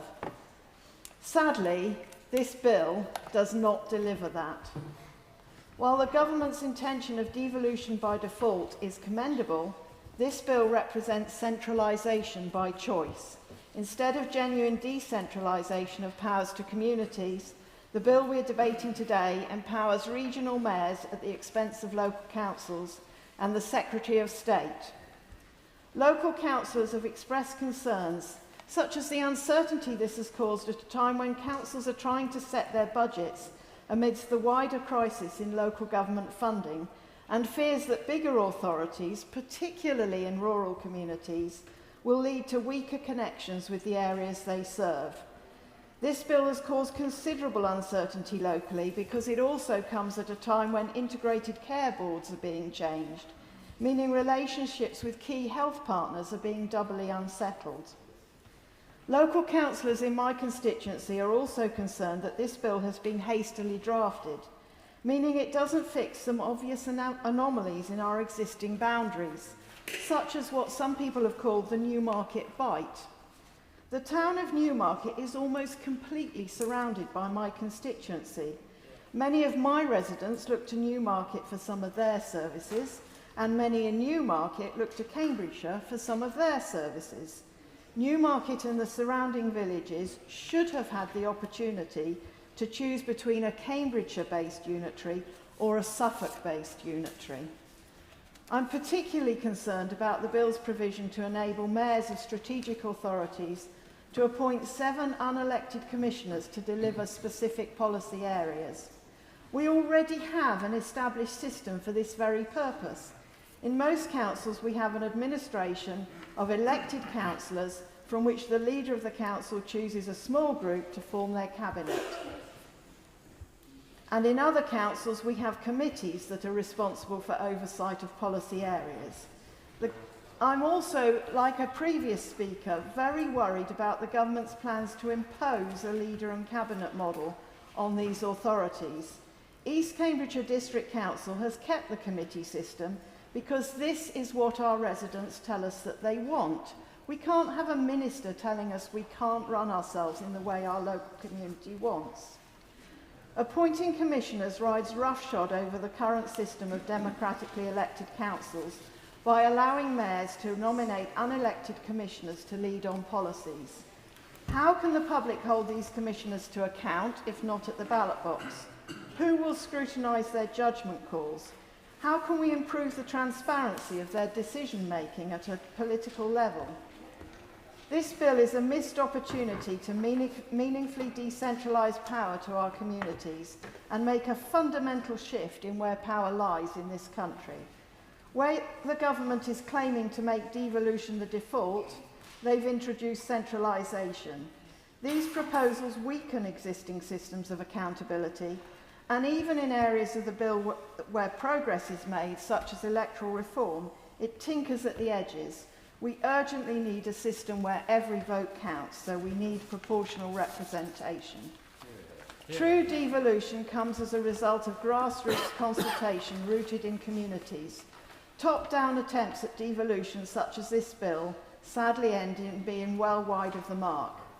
People in my constituency don't want to be forced into a unitary authority, at the one hand too big to understand local needs, and at the other hand too small to cover the areas where they work, spend leisure time and receive healthcare.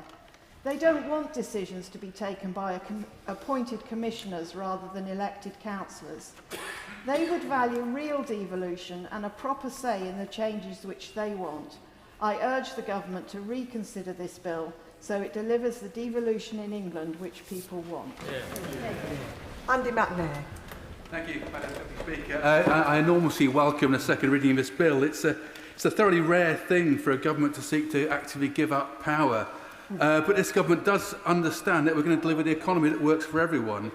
We need a new way of governing that shifts powers away from Westminster once and for all. And at the heart, this bill is about putting power back in the hands of communities, recognising decisions to be made by those who know their communities best and who are fully accountable for the consequences of those decisions.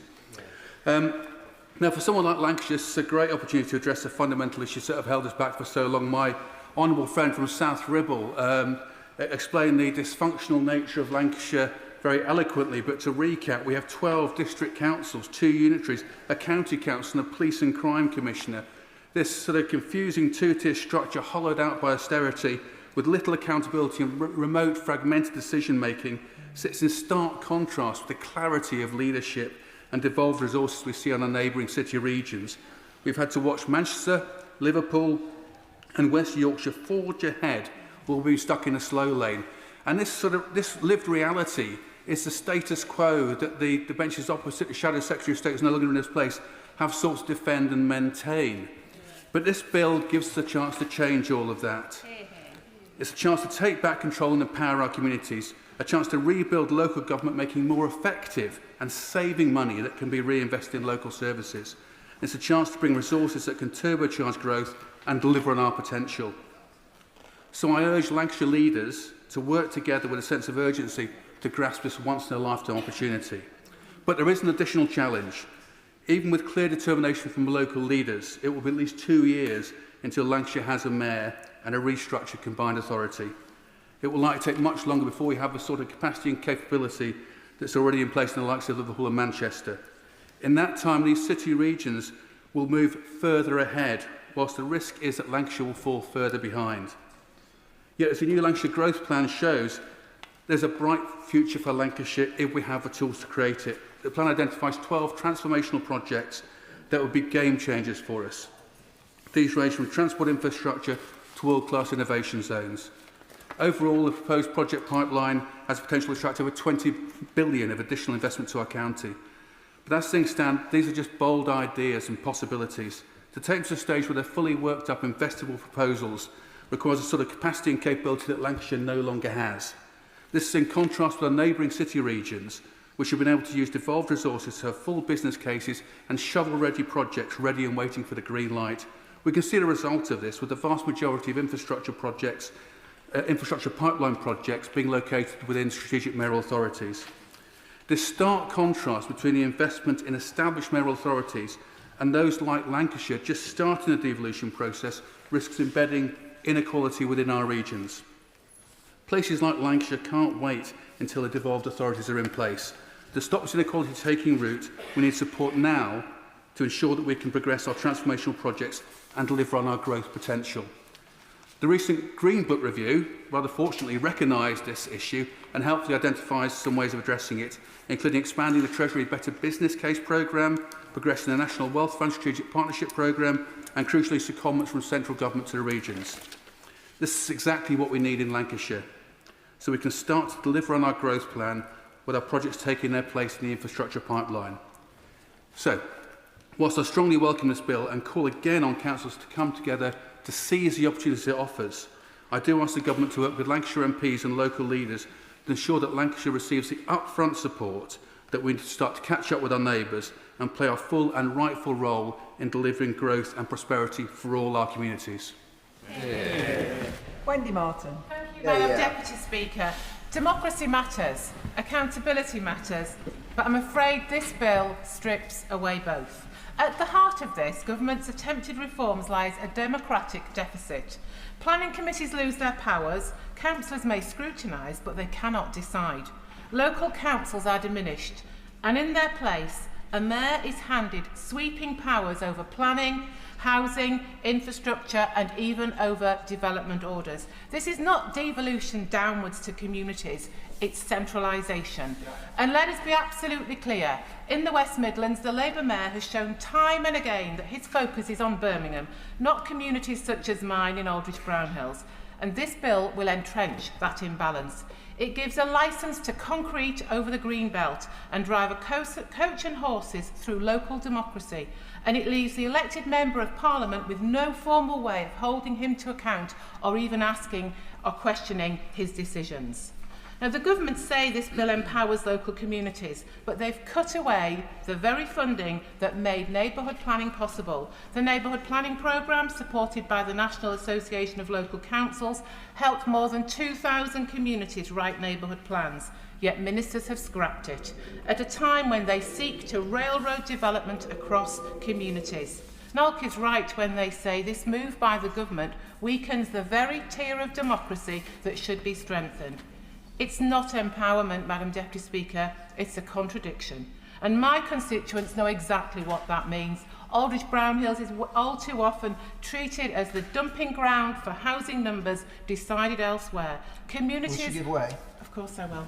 I thank my honourable friend for giving way. Does she agree with me that this devolution proposal put forward by the government is an urban-based model that cannot be applied to rural areas without fundamentally distorting the character of that area? And my honourable friend absolutely hits the nail on the head here. His communities are not dissimilar to mine. On the edge of a large urban area, the West Midlands, Birmingham, and yet we're not deeply rural. But we're at real risk here of being subsumed into the suburbs of be it Walsall or Birmingham with no say in the matter. And like I said, my constituents know what this means. They feel that we have communities that are being done to, not worked with. And we've seen what happens when contradictory housing targets are imposed from above. Take the Black Country Plan. It was meant to be a model of strategic planning, but it collapsed. The plan fell apart because residents across the Black Country rightly lost confidence. It was plain wrong. And this bill repeats the same mistake, with powers to push development through, riding roughshod over local objections and concreting over our community's green spaces. Just look at the imbalance. We have Birmingham's housing targets falling whilst Walsall's are rising by 27%. My constituency is told to take the strain while the second city offloads its numbers. It's not devolution, it's displacement, and it will only deepen distrust. Take Stonell Road, Longwood Lane, Bosty Lane, the list of speculative planning applications across my constituency goes on and on and on. And all of this before the Planning and Infrastructure Bill and even this legislation have been enacted. If this government were serious about empowerment, they would put a brownfield first duty into their reforms. They chose not to. The West Midlands has hundreds of hectares of derelict land that could be brought back to use. And there's funding for this already. The Brownfield Housing Fund, the National Competitive Fund, the Brownfield Infrastructure and Land Fund. But there's no requirement for the Mayor to use these funds first before he launches into our precious green belt and our green wedges. And without a statutory Brownfield First duty, we know that developers will always go for the easy option first. Take the Birch Lane proposal in Aldridge, hundreds of homes on Greenbelt land, rebranded now as Greybelt. That's precisely the kind of inappropriate development this bill will make harder to resist, with local consultees weakened and mayoral powers strengthened. This government is not building communities, it's dividing them. And what about infrastructure? My constituents were promised Aldridge train station. As many in here know, I talk a lot about that. Funding was secured, the business case made, yet the Labour Mayor diverted the money elsewhere. If he cannot deliver on those commitments, why should this House be handing him more commitments? There are also serious questions to answer about what exactly is Greybelt, because regulations suggest it can be used to redefine a green belt site with building on 3 sides. This should alarm all of us in this place, because we in Aldridge Brownhills are now at serious risk of being subsumed within a greater Birmingham and a greater Walsall. Don't get me wrong, we need houses, but let's give it some thought. Let's put them in the right place, and let's not lose our identity or our communities because of government diktat, because this is what it is. This government is making a complete mockery of what we call green belt and green wedges, which were there to protect communities from urban sprawl. And all this at a time when Birmingham Council can't even empty their bins. The Mayor has washed his hands of it. The Deputy Prime Minister doesn't seem interested. This bill, Madam Deputy Speaker, is not devolution. It's not empowerment. It is quite simply a developer's dream and a neighbourhood nightmare, and I will be voting against it tonight. Sadiq Al-Hassan.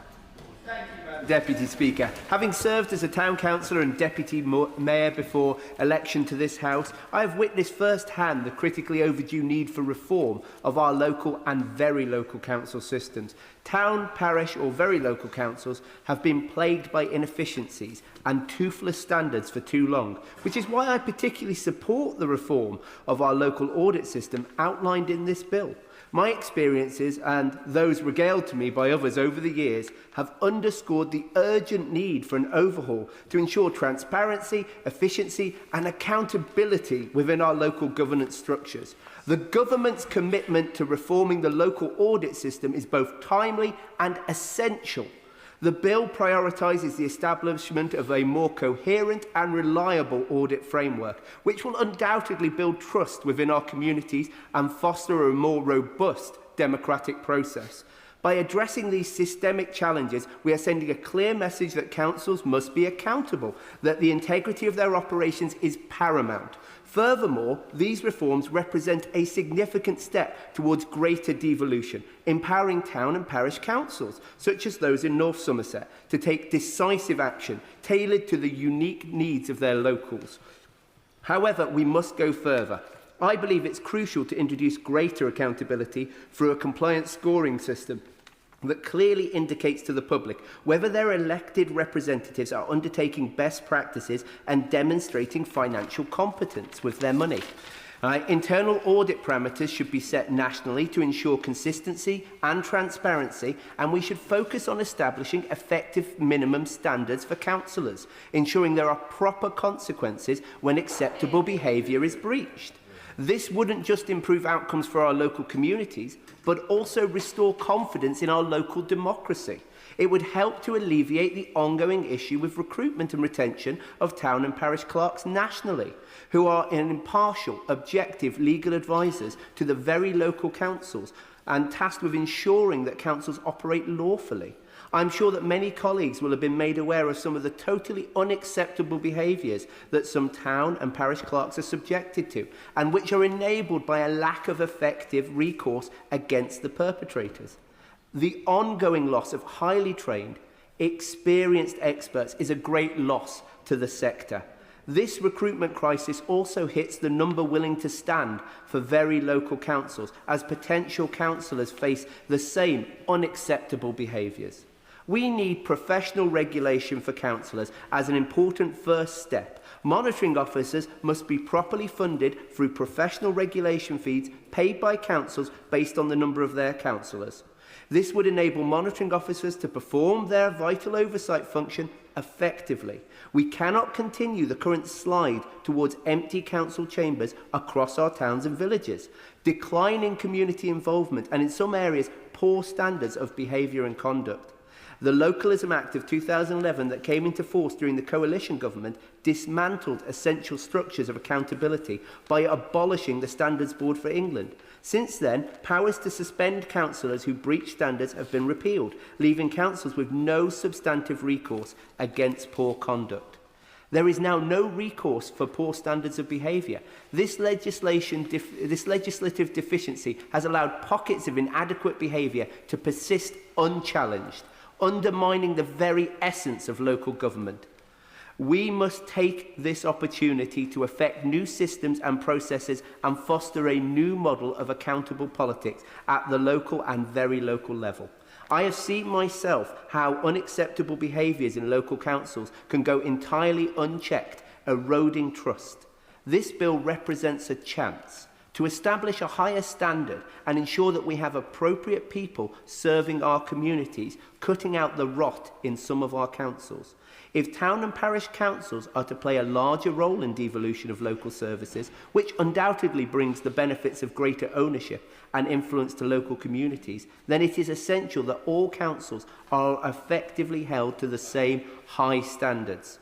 I wish to point out, Madam Deputy Speaker, that there are very many local councils across the country which do a fabulous job, and some great ones in my constituency as well. And they're governed by extremely well, and they enrich their communities. But the minority risk tarnishing the wider reputation of the sector and creating disparity in terms of community benefit. This bill represents the foundation we should build upon to do better, to establish proper standards at the local level of democracy and ensure we have appropriate people serving our community. Joe Robertson. Thank you, Madam Deputy Speaker. Like I'm sure all members in this place, I support the principle of devolution and empowerment, the two words on the face of this bill. But this bill is about centralisation and disempowerment.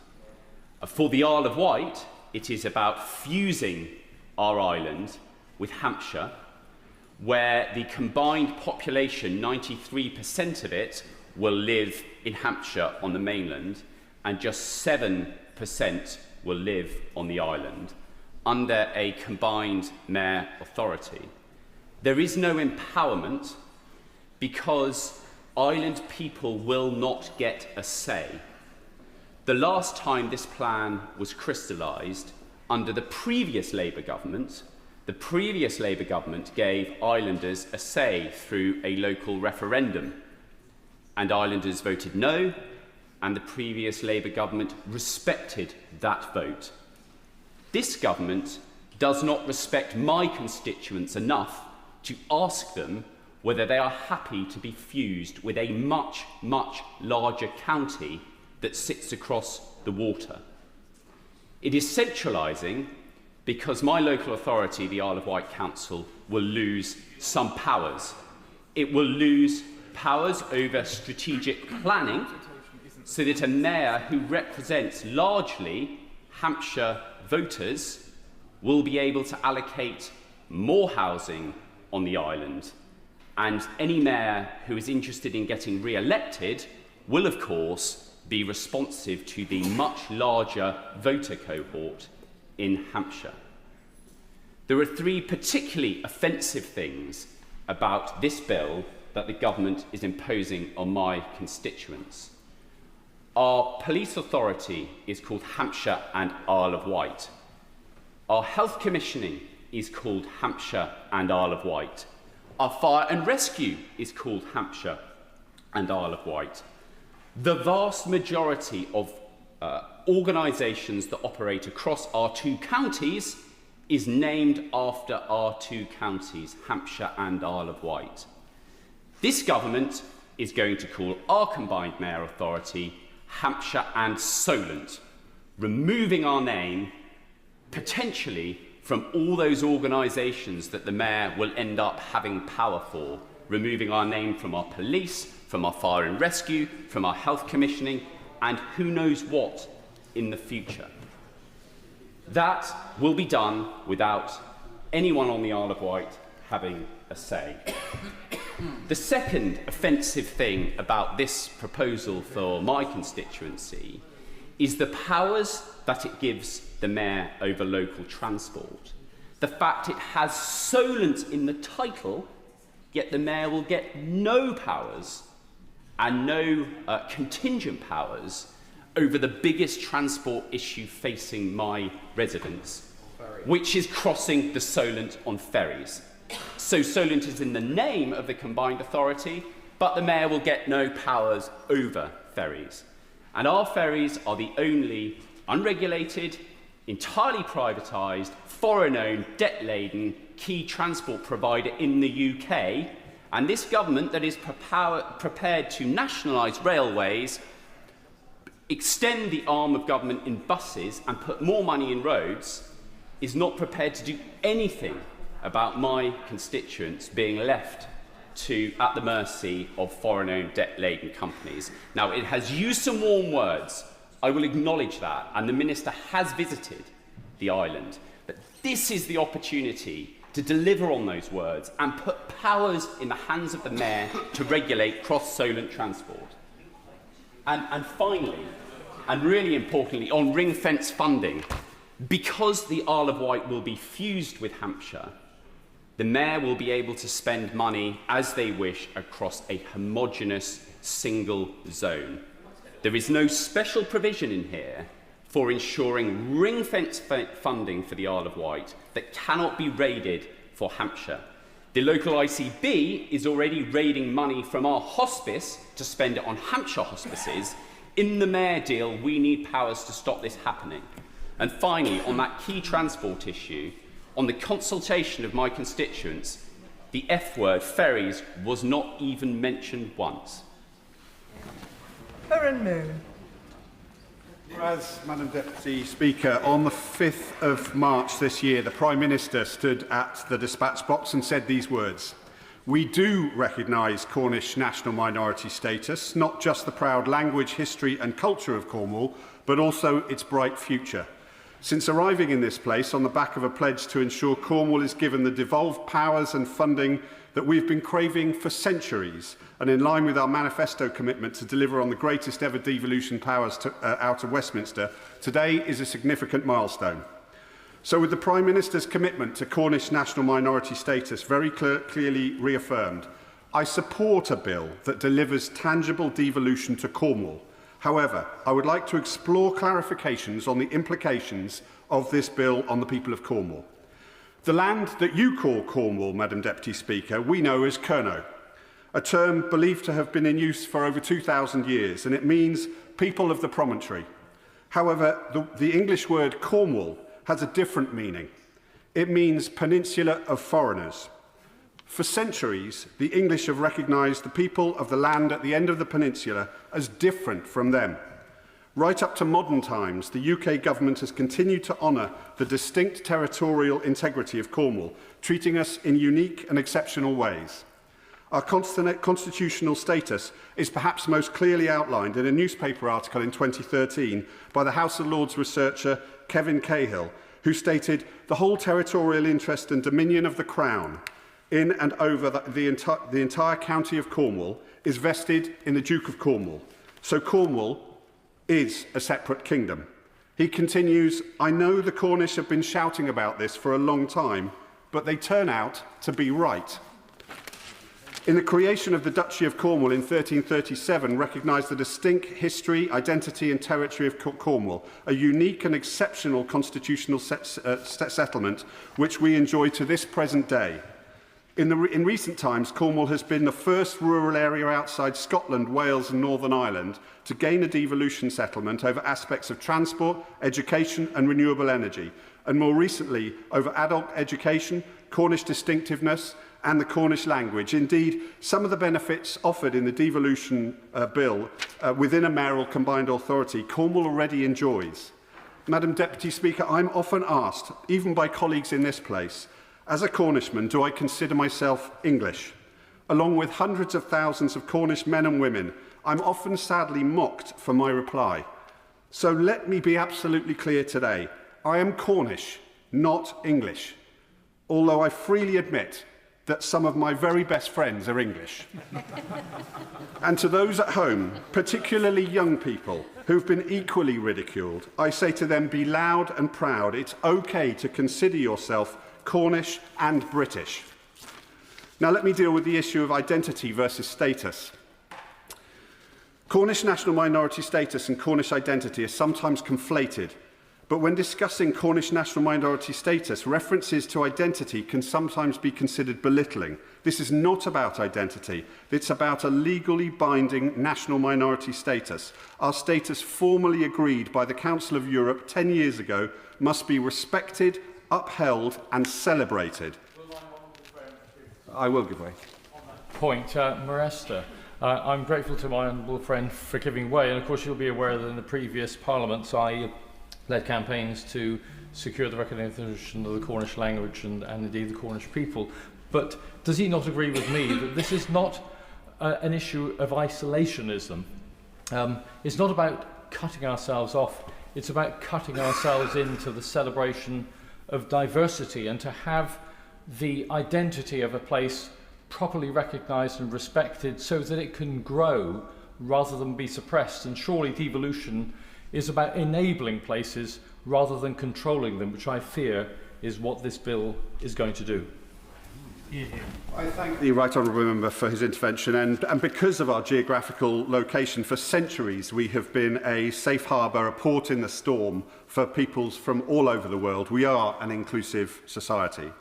But let me get straight to the nub of the issue, Madam Deputy Speaker. The Council of Europe Framework Convention on National Minority Status makes it very clear, and I quote Article 16 of the Convention, the parties shall refrain from measures which alter the proportions of the population in areas inhabited by persons belonging to national minorities and are aimed at restricting the rights and freedoms flowing from the principles enshrined by the present Framework Convention. In 2016, when passing comment on the then government's plans for redrawing boundaries, the Council of Europe Advisory Committee on the Framework Convention highlighted that Article 16 prohibits restricting the enjoyment of the rights of the Framework Convention in connection with redrawing borders. In relation to the bill currently drafted, Cornwall is prevented from accessing the highest level of devolution because to do so would require us to compromise our national minority status. During the course of this bill, I will work with the government to ensure that this bill is passed that respects Cornish national minority status and delivers an historic devolution arrangement that fulfils our manifesto